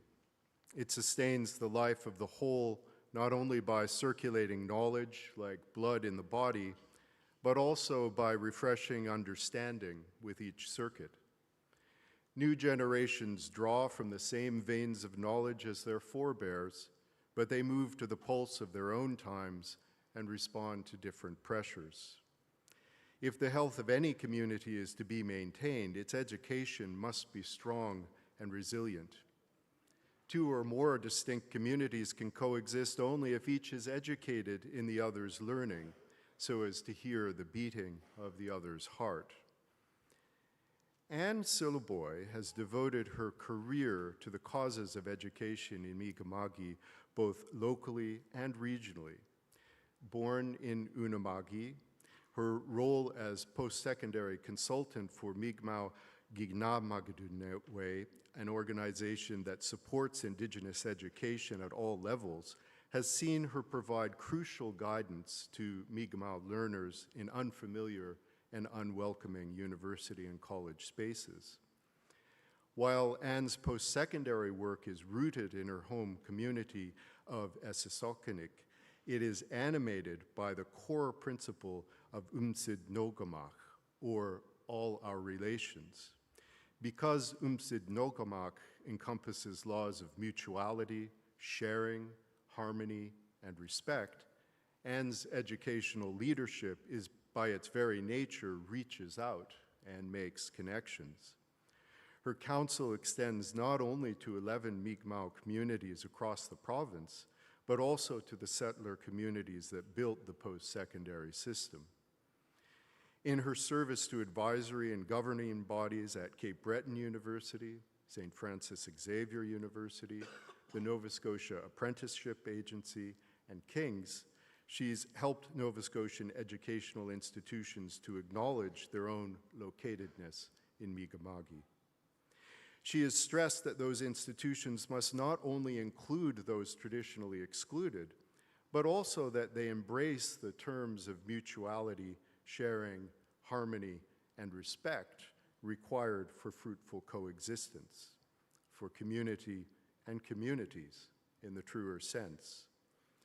In this way, Anne's work has helped our universities in their ongoing efforts to answer the calls of the Truth and Reconciliation Commission to dismantle barriers to Indigenous students and to promote Elder Albert Marshall's model of eduoptimum, or two-eyed seeing, in bringing Western and Indigenous ways of knowing, learning, and being into alignment.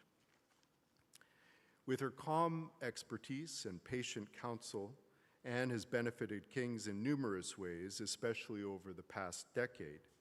She's a valued member of the Ma'utunej, the deliberation circle composed of King's students, faculty, staff, and administrators, as well as members of the wider community. This circle aids the college in supporting Indigenous students and initiatives. She's also provided key advocacy for the Mi'kmaq Journalism Initiative, which ensures that Mi'kmaq students in media programs receive culturally grounded mentorship and opportunities. Madam Chancellor, for her steadfast dedication to the reconciliation of hearts and minds in higher education in Mi'kmaq, I ask you, in the name of King's College, to bestow upon Anne Silaboy the degree of Doctor of Civil Laws, honoris causa. Placitne we convocoti oni, ut grados doctores en ioe civili conforautor in an syllabi. Placitne vobis Domini Doctores. Placet. Placitne vobis Magistri. Placet.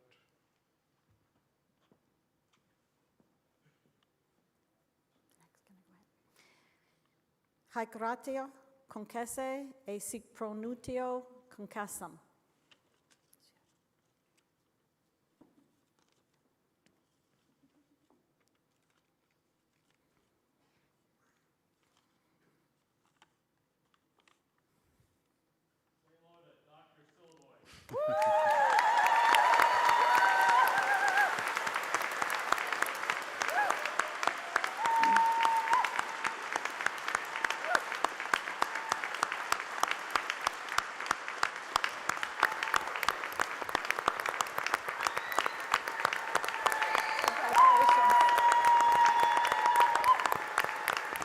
Okay, we have to find that video. Doug.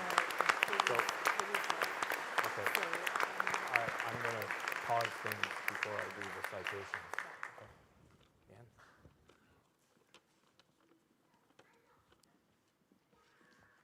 Ann? Admittote ad dominum convocati onis. Domina Cancellaria, te orant obsecrantque professores doctissimi universitatis nostrae, ut nialus huper, ad munus officiaque sociorum honoris causa venerabilis collegii regales admittator.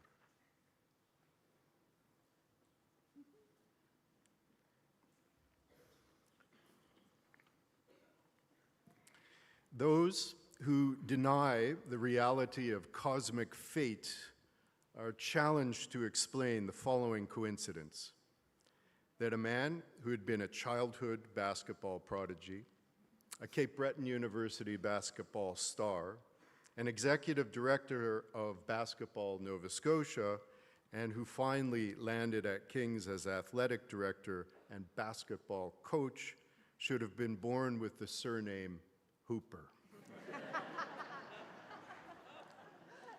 Mysteries of nomenclature aside, the reasons for Neil Hooper's success in his King's role, which he held for 33 years until his retirement in 2024, are clear. His extraordinary work ethic, his relentlessly positive outlook, and his dedication to community.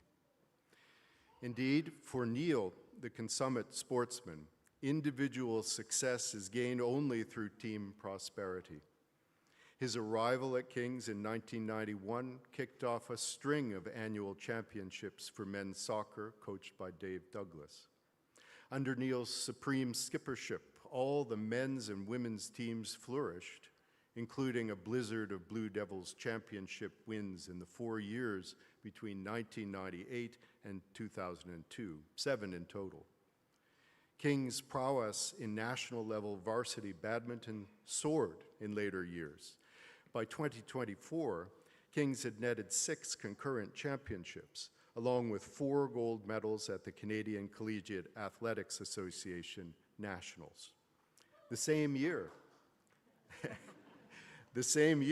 just at the point of Neil's retirement, King's appropriately celebrated its most successful athletic season ever, boasting 4 Atlantic Collegiate Association championships, 2 CCAA gold medals, and league laurels for multiple players and coaches.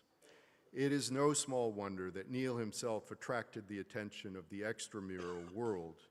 In 2019, he scored Canadian College's sports' highest accolade, the CCAA Athletic Director of the Year Award. Victories on court or field are just one way of judging Neil's success. Another is the long roster of King's students who to this day cherish Neil's availability, support, and example. They attest to the fact that their triumph, and Neil's, is not conquest in a zero-sum game. Neil's advocacy for the scholar-athlete has always aligned with King's broader mission to help students define their place in the world, a mission that has as much or more to do with collaboration and mutual reinforcement as it does with competition. Neil was key to the creation and implementation of the Dean Little Academic Awards, generously funded by our Chancellor and her husband. These awards recognize the integral role scholar-athletes play in the King's community. In his own turn, Neil was always a team player with his colleagues across the college, habitually cheering the loudest for any of our achievements. Madam Chancellor, for his career-long contribution to King's athletics and to our collective esprit de corps, I ask you to admit Neil Hooper as a Fellow of the College honoris causa.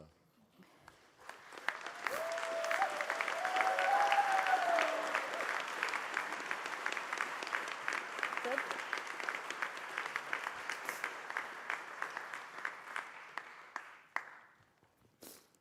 Te admittus ad collegium nostrum.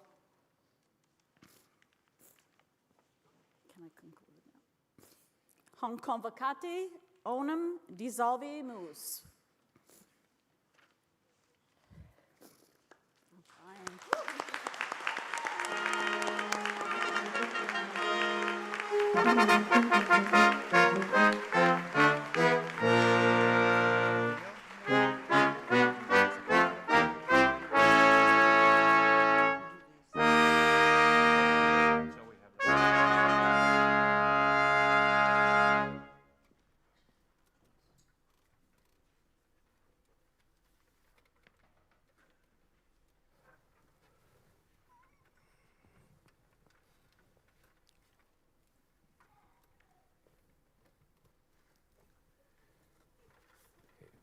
Governor General's. Where's the...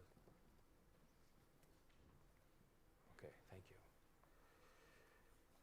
The Governor General's Medal, established in 1873, is one of the most prestigious awards that can be received by a student in a Canadian educational institution for exceptional academic achievement. The University of King's College Governor General's Silver Medal recognizes academic and journalistic excellence. It is awarded to a journalism student who is graduating with first-class honors in the Bachelor of Journalism, just bear with me, honors degree program, or with distinction in the one-year post-baccalaureate Bachelor of Journalism degree program, who has shown significant professional development during his, her, or their time in the journalism program of the School of Journalism, Publishing, and Writing, and stands the highest among their peers. This year, I am pleased to present this award to Emma Breton.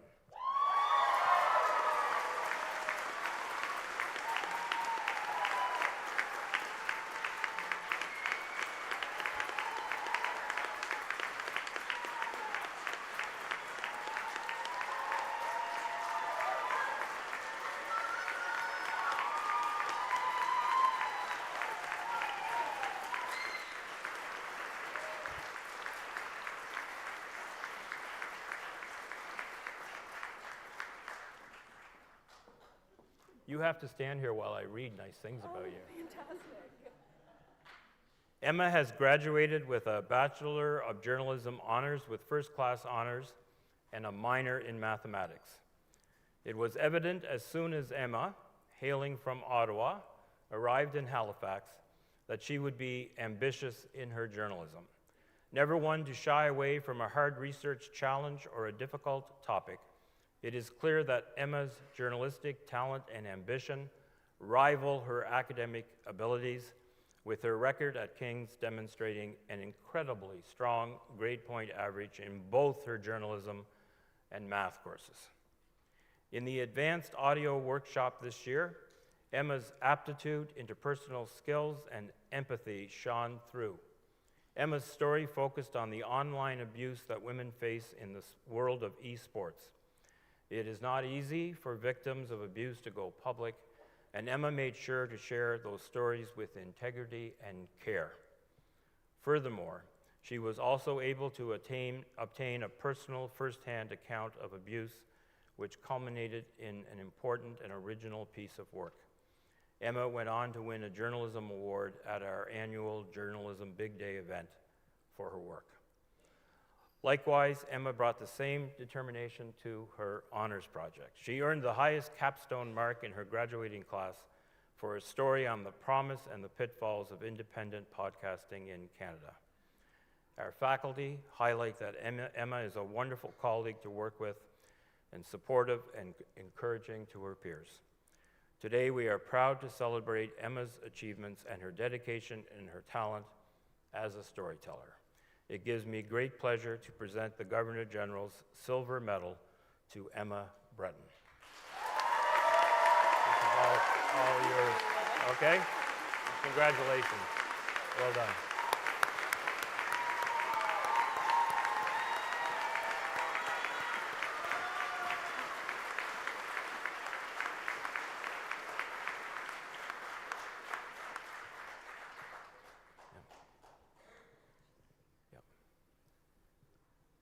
Okay.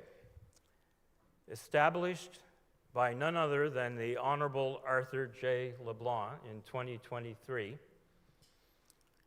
the Lieutenant Governor's Gold Academic Medal is being inaugurally awarded at King's in 2026. This medal is awarded annually to the graduating student in the Master of Fine Arts program who has demonstrated excellence in scholarship, community service, or engagement and leadership. This year, I am pleased to present this award to Jen Pogue.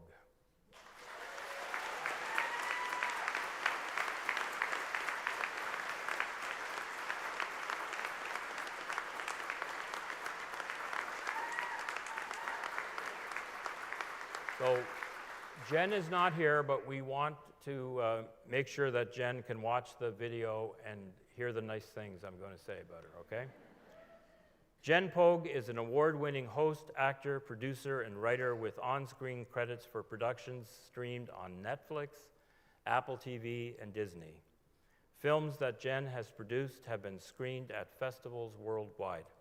She's the Director of Industry for the Canadian Film Fest, co-host of the Women on Screen Out Loud podcast, and creator of the lifestyle docu-series County Blooms, for which she won Best Host in the 2024 Canadian Screen Awards. Since her 2021 diagnosis with stage 4 breast cancer, Jen has become a dedicated patient advocate working with Rethink Breast Cancer and other organizations as a collaborator, mentor, and speaker. Her Master of Fine Arts project, her personal memoir, Off Script, explores what unfolds when a carefully constructed life is upended by a catastrophic diagnosis, and how creativity, instinct, and agency can become lifelines when any sense of certainty disappears. When Jen first shared her experiences with her MFA mentor group, according to her mentor, the energy of the room shifted. In a group previously polite and smiling and still getting to know one another, Jen brought vulnerability, honesty, humility, and above all, humor. Here was a writer already thinking about her readers, about the ways her story might reach out into the world, whether in our classroom or in a finished book. She made the room safer for everyone to share their own tender spots, holding her peers and their words close. It's rare to meet such a natural storyteller, and rarer still to meet one who understands the power their words hold for others. Jen Pogue brings heart to everything she does, which is evident in the way she lights up the classroom, the screen, and the lives of every person she meets. In her book, she has taken personal pain and molded it into triumph, education, and beauty, not only for herself, but from those who share her journey. To meet Jen is to love her, simple as that. We have no doubt at King's that Jen will continue to be a strong advocate and writer, engaging others in her powerful and compelling stories. Today, we are proud to celebrate Jen's achievements. It gives me great pleasure to present the Lieutenant Governor's Gold Academic Medal to Jen Pogue.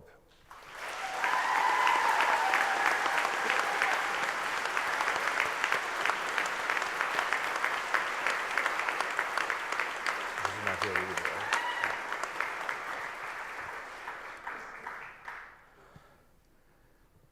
King's Medal for 2026. The King's Medal is awarded to the graduating student who stands highest in an honors program in an arts or science subject. The winner of the King's Medal for 2026 is Nora DeWolf.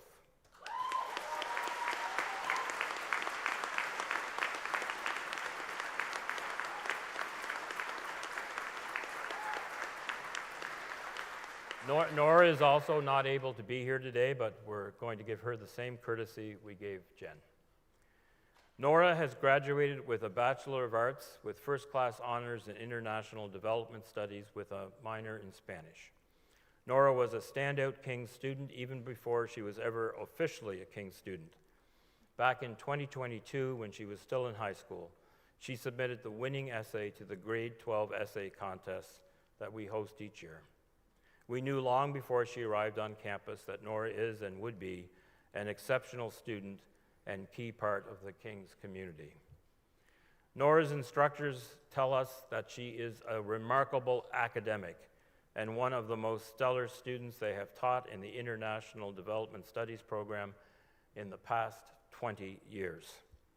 Nora's honors thesis, which focused on the rights of nature discourse in the Bolivian Constitution, showcased Nora's immense academic skill and ambition, and her professors remarked that the project was already at the graduate student level.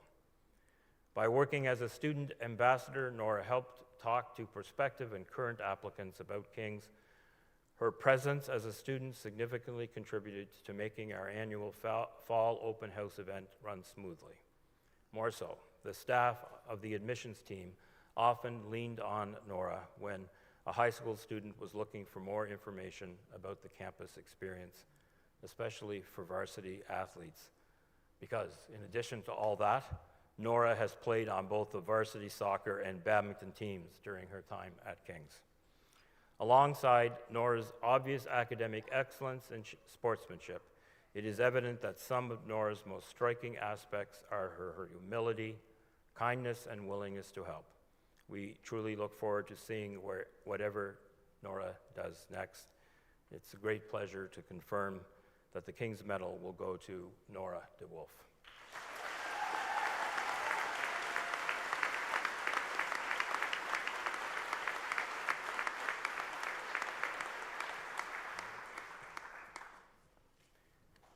Pardon me for a minute. What's the...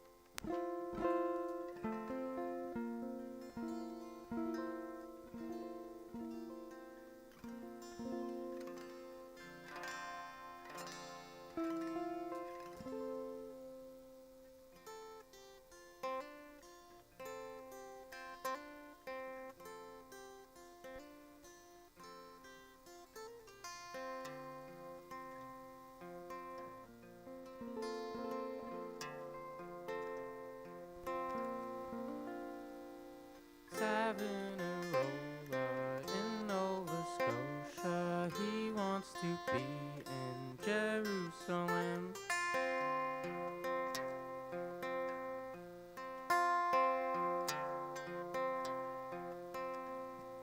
Find kingdom of heaven north of the Severn, or into the fire I will fall in.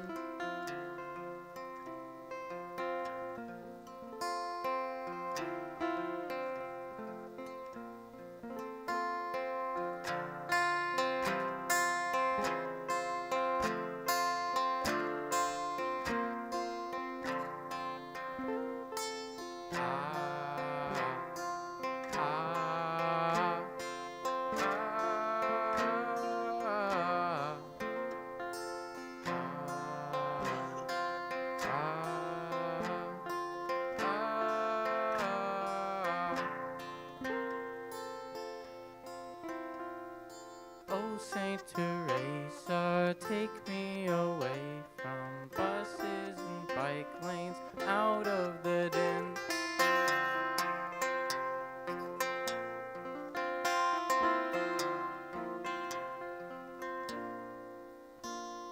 Highways disperse these heartbeats and longings, clog my campaign and let nothing begin.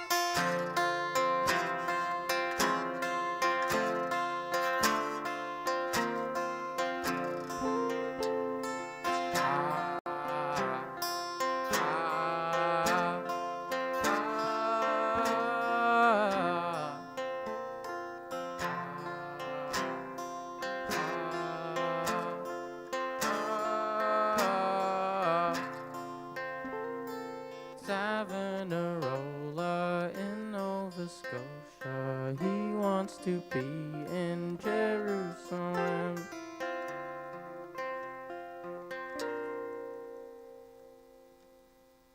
Thank you.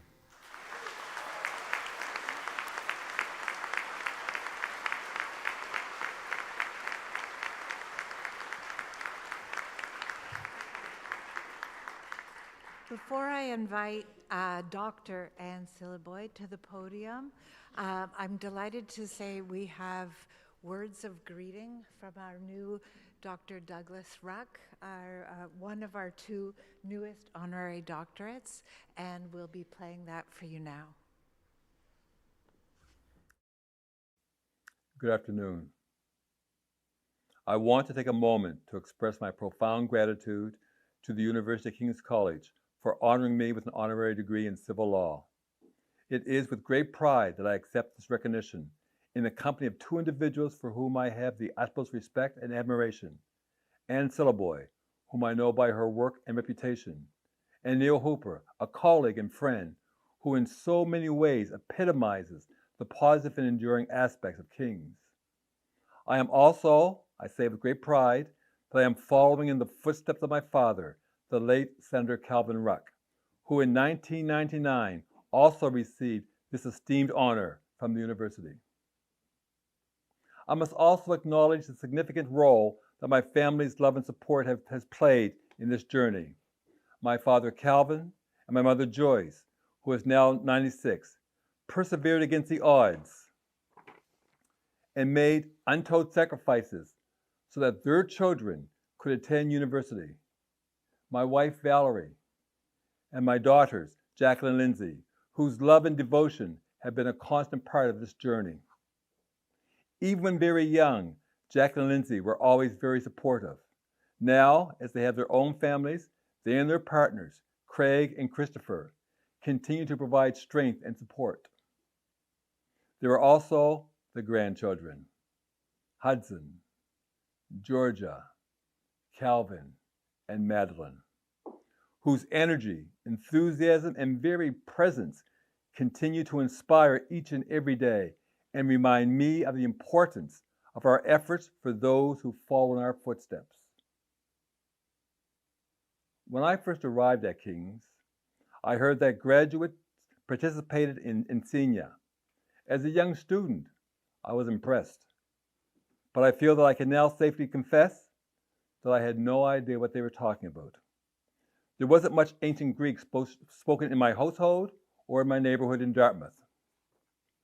Over time, as a student, my appreciation for Encaenia grew, revealing not just its uniqueness, but also the rich heritage of this institution, which has become an important part of my own identity. As graduates, you know how significant it is to be a part of King's. Today, you are part of the Encaenia tradition. While graduations at any school are meaningful, at King's, Encaenia is something truly special. I regret that I cannot join you in person, but I am delighted that King's has enabled me to participate in this manner. King's, despite its size, consistently surpasses expectations. As the class of 2026, you now carry that legacy forward, and I wish you every success as you step into your roles in society, whatever those roles may entail.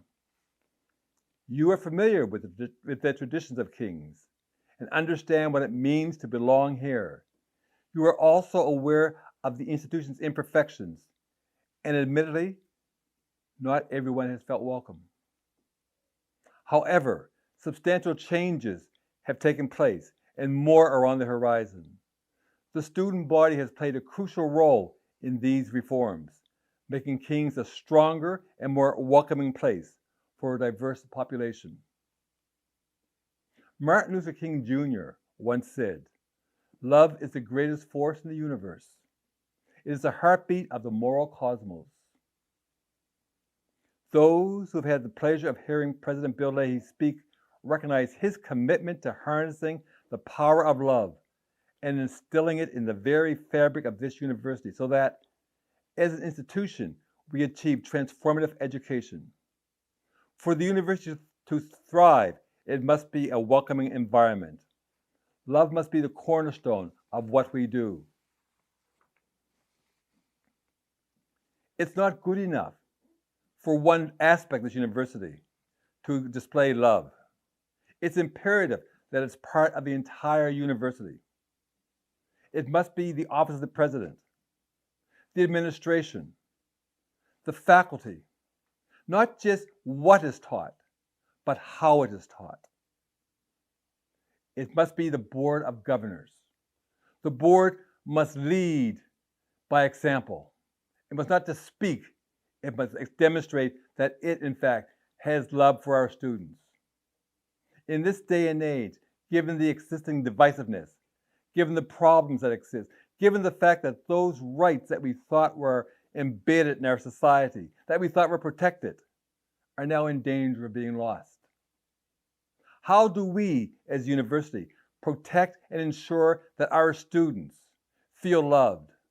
How do we ensure that they, in fact, feel that they have the support of the entire university in every aspect of what they do while on campus and while off campus, but that we as Kings are with them? We do it in part through love and by speaking it. This must be so much more than the mere exercise of ticking the boxes. We must be real, we must be honest, we must ensure that we show them that we are here with them. As you move on to the next phase of your lives, you will take with you many memories and valuable lessons. I hope that the love you discovered here, which empowered you to be your true selves, will remain with you always. May the transformational education you receive continue to open your minds, continue to open your eyes, and despite whatever challenges may arise, may continue to open your hearts. Thank you.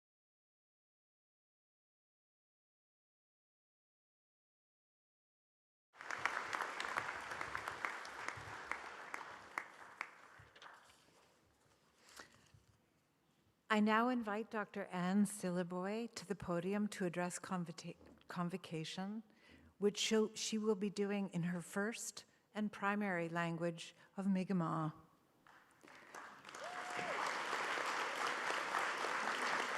It is generally well known that many of the languages of Indigenous people all over Turtle Island, and indeed of Indigenous people all over the world, are significantly and seriously endangered, not least because they are underused in public spaces of government, education, and the media.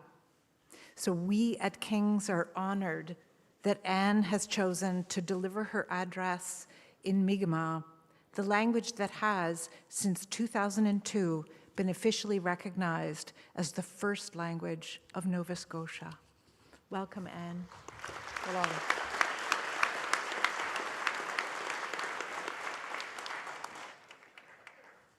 Well, alio, del mo alio, gudulue, well, look at Digla, no school Digla, speaking Amasul Dig. Mindus model Dig. At a koi, Jomugaji do up, Jomugis will was up. Tangoi is out of it. Well, look at Dig. I will look at Dig when we go. Well, I'm more Dig is school. Gishka limuk toss up down in Winnie. It's political, the way hike. Nick Mike in Ungwe George Acquis, little boy. He giggle. Do you need to get Mim Kadedim Kinagamok? Now, Will, that's also about Spencer. Do you nimisk, Ansisk, Anquejij? And my modigum said Giscutet, but a modicula the way which ignajo, Muladel way. Bugo koi do school them up, but shkawan das yana. But Rulim Kiga Sulian, Bill, Chancellor, Board of Governors, Walla Alijik Dandelim Kinijik Aladan, Wadi Moalijik, Walla Dan Lugan del Luway. Elogokin on no, Elogokin, Magina might know a, and Luegan, Lugahan. Elogokig, Tam Balki, Negamok, Musa, Tigo Lago, Espega Ebida, and Patsy Palmer, Neo Demo Diag,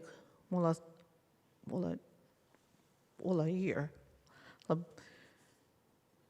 Be bottom cut to Juana, get the Patsy to a quay winning. Don't look at this, Munadanum, Massam Daluan, was it quay winning? Quay not called to Shilagan or the winning. Nah, bit couldn't quit na Patsy. And I cannot go. I deal with saw to it the Lugaini at Louis Donala. I deal with saw to it the Lugaini. Ah, deal with I milk cooked him do it. I had it do it. Did you want to do it? Me do it, deal with. Deal with him, deal with. Could him do it? He got one it, Damio. I do it. Nemigi nas not called to you, deal with.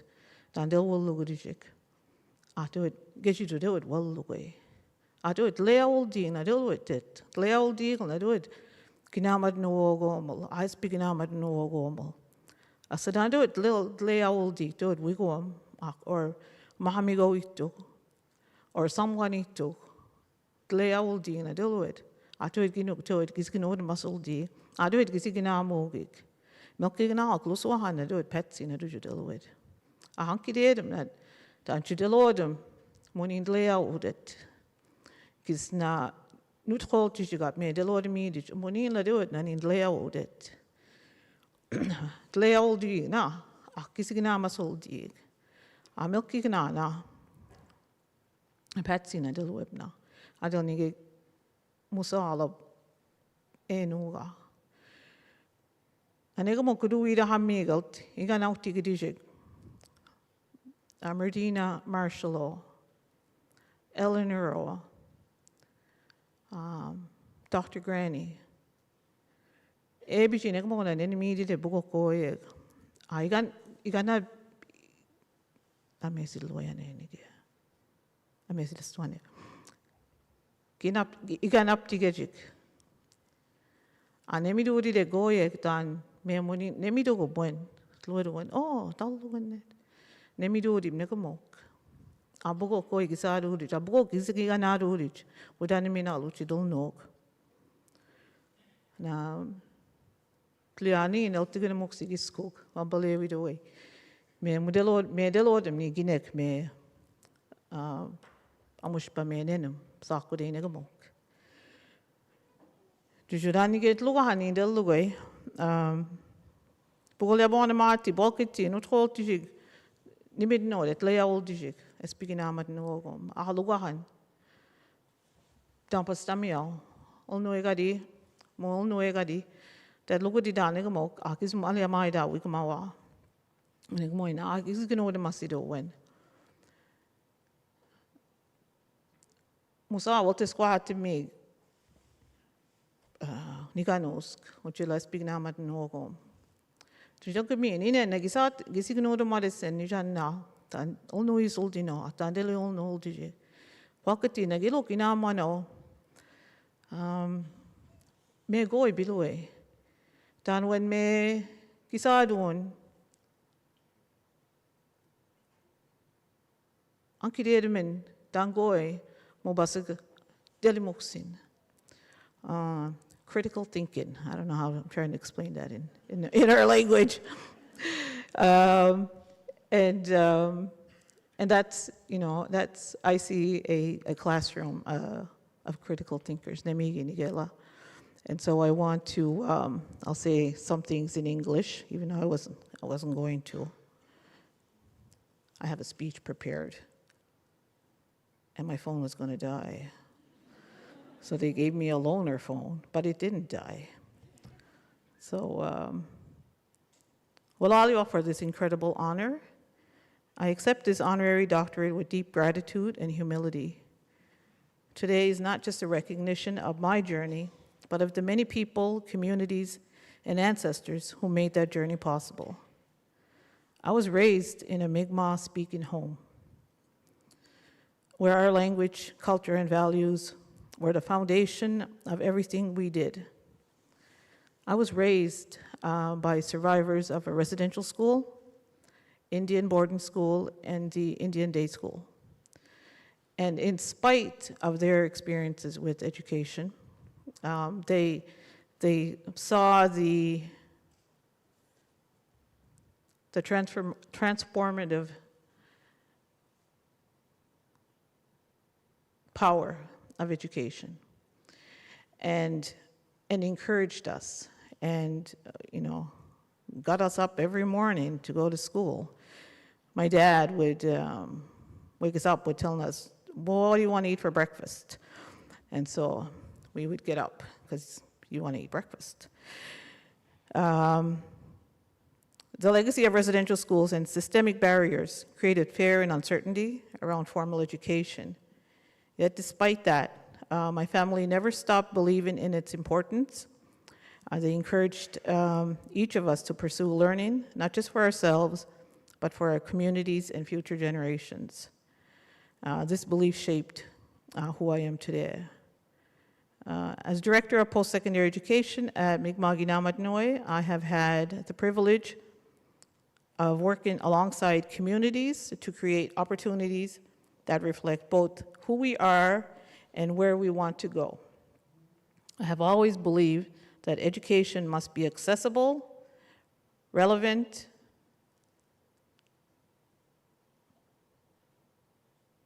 okay, I got lost, and relevant. And that is what education is truly about. I firmly believe that education is the key to our future, not just formal education, but lifelong learning, rooted in our language, our culture, and ways of knowing. When our youth are grounded in who they are, they can go anywhere and do anything and return home, or stay away if they want. They can go to wherever they can, where they settle down, right? And home is home. So,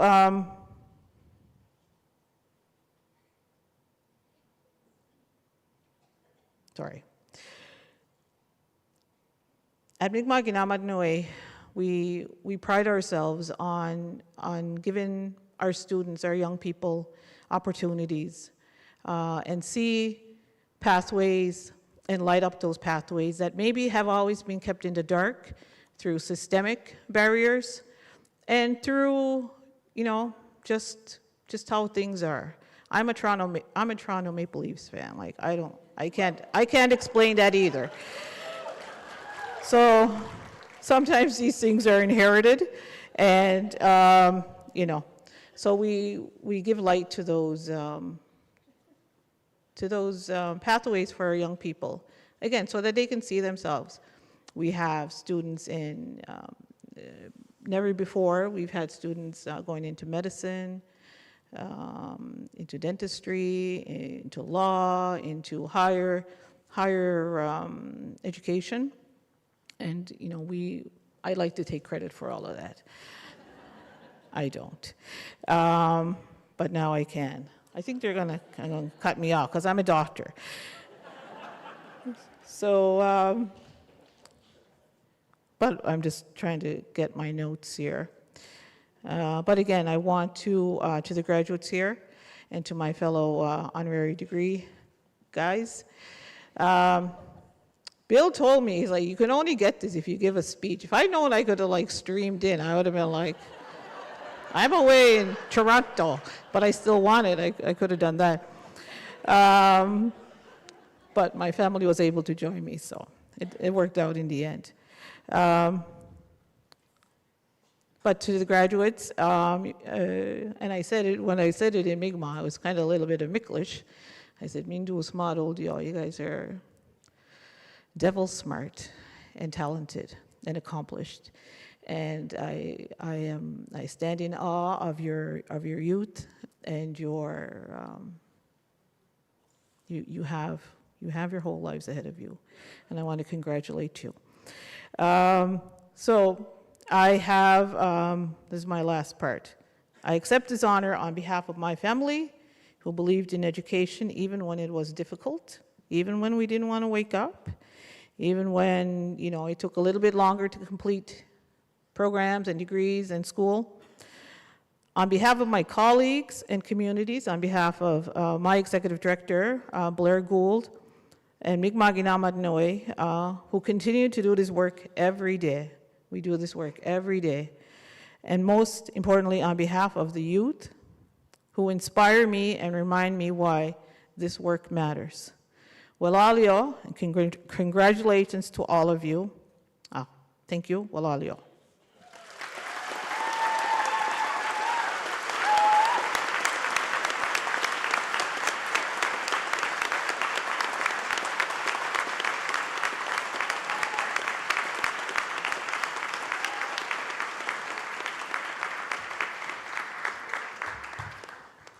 Dr. Ann, on behalf of everybody here in the room, I'm really glad you didn't stream it in.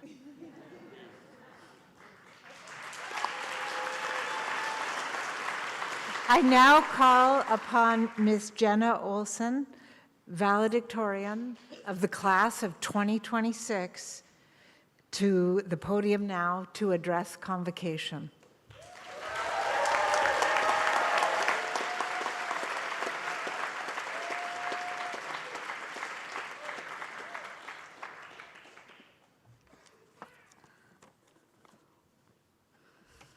My final FIP mark was a B. I don't know why the hell I'm up here. But I feel like it's good to start with that caveat to let you know what you're in for, because this is not going to be a very intellectual address. Graduates, professors, administration, and supporters, thank you all so much for being here today. My name is Jenna Olson, and I'm a Bachelor of Journalism honors student. And I can't explain how honored I am to be up here today and how nervous I am to have the opportunity to address a room full of the most intelligent people I've ever had the pleasure of meeting. I'm gonna do my best to avoid making too many inside jokes, but that would be incredibly insincere because the King's experience is literally just one big inside joke. It's a totally singular, inexplicable experience that is impossible to understand unless you've lived it, and it's that kind of exclusivity that allows our school to get away with charging the most expensive tuition in the province. FOMO is a really powerful drug.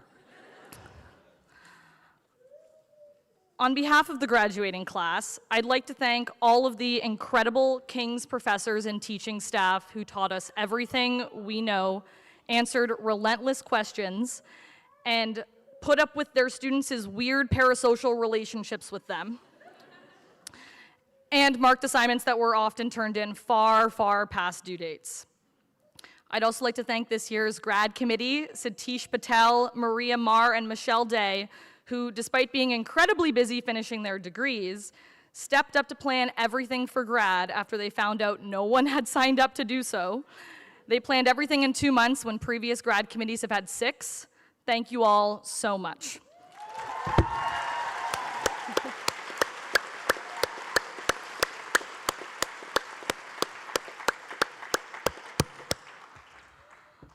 I'd also like to thank President Bill, who made all of us feel a part of the King's family the second we stepped onto the campus.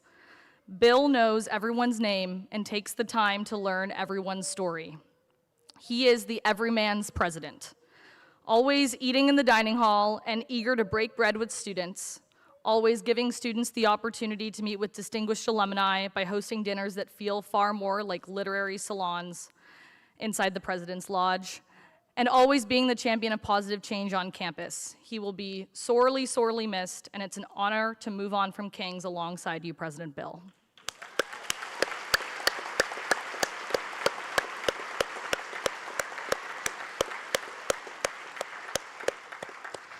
I'd also like to say a big thank you to someone who I don't believe is here, and that is Michelle Wilband.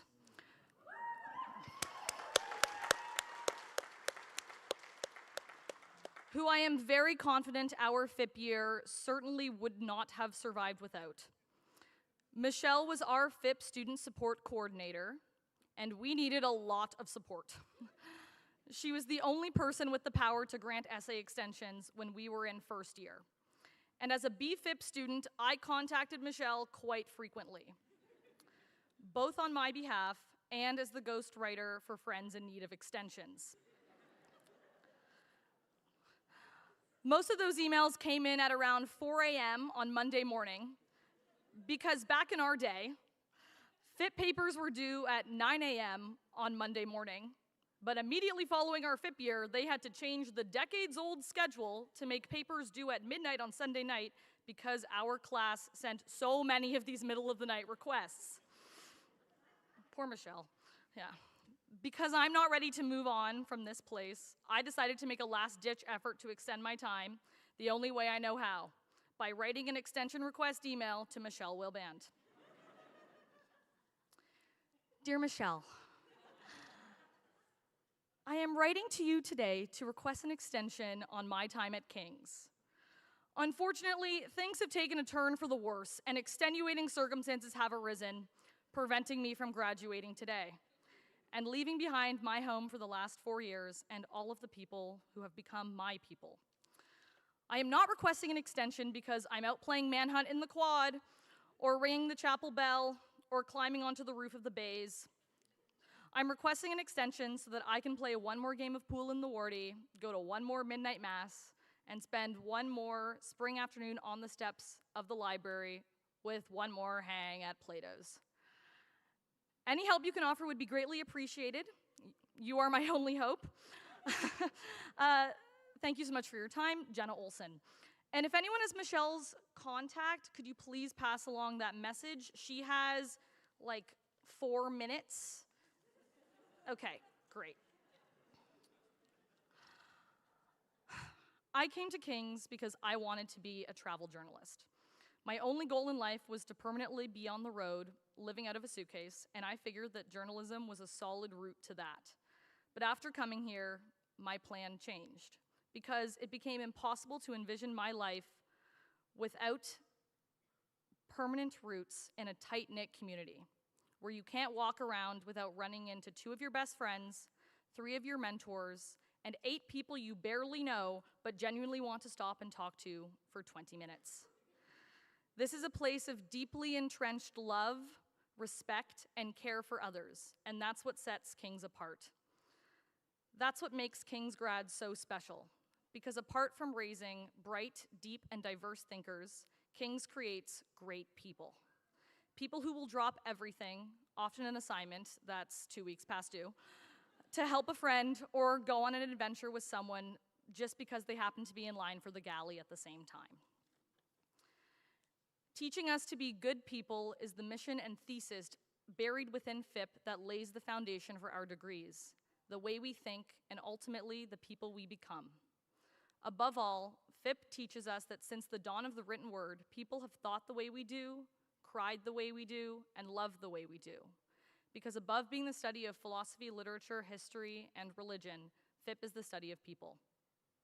FIP deeply ingrains empathy and understanding across millennia and across this campus, raising grads that can't help but be good neighbors, good friends, and good people.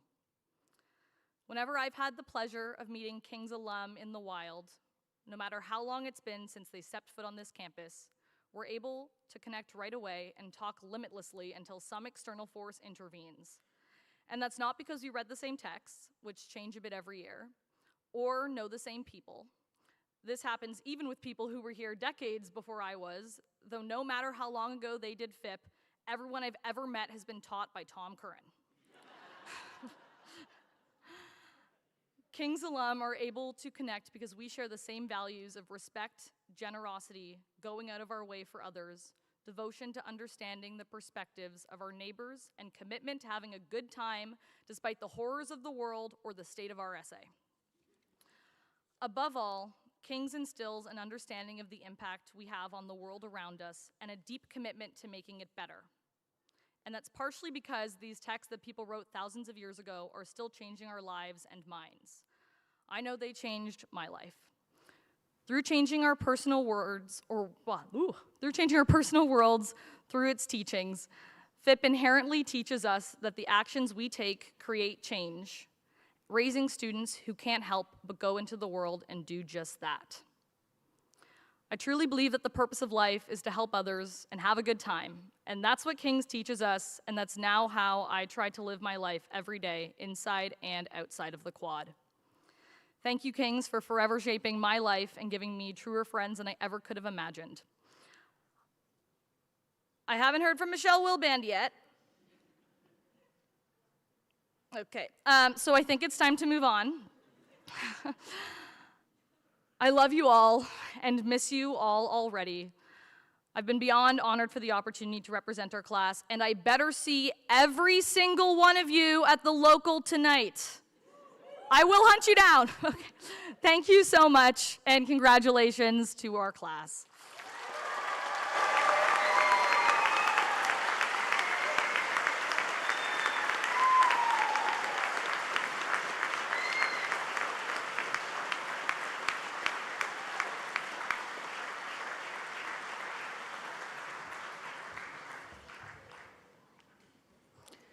Jenna, I just heard from Michelle Wilband, and she suggests you move on. I now call upon Reverend Dr. Renal Ingalls to give the benediction. The word benediction means blessing, so I'm going to give you a very short blessing with a little bit of introduction. It's about friends, which our valedictorian just talked about, friends from many centuries. The great Roman philosopher Boethius, awaiting execution, wrote a poem which begins, "O happy race of mortals, if your hearts are ruled as are the heavens by love." Centuries later, as some of you will remember from FIP, Dante, at the end of a long and arduous pilgrimage, came at last to this happiness. His desire and will moved like a balanced wheel rotated evenly by the love that moves the sun and other stars. May the happiness of hearts ruled by love be yours, found along a way direct and sure. Love the beginning, the way, and the end. May friends from many centuries accompany, illumine, strengthen you, and may nothing be lost, nothing be wasted of all that belongs to your pilgrimage. The Lord bless you and keep you.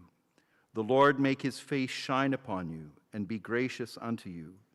The Lord lift up his countenance upon you and give you peace. Amen.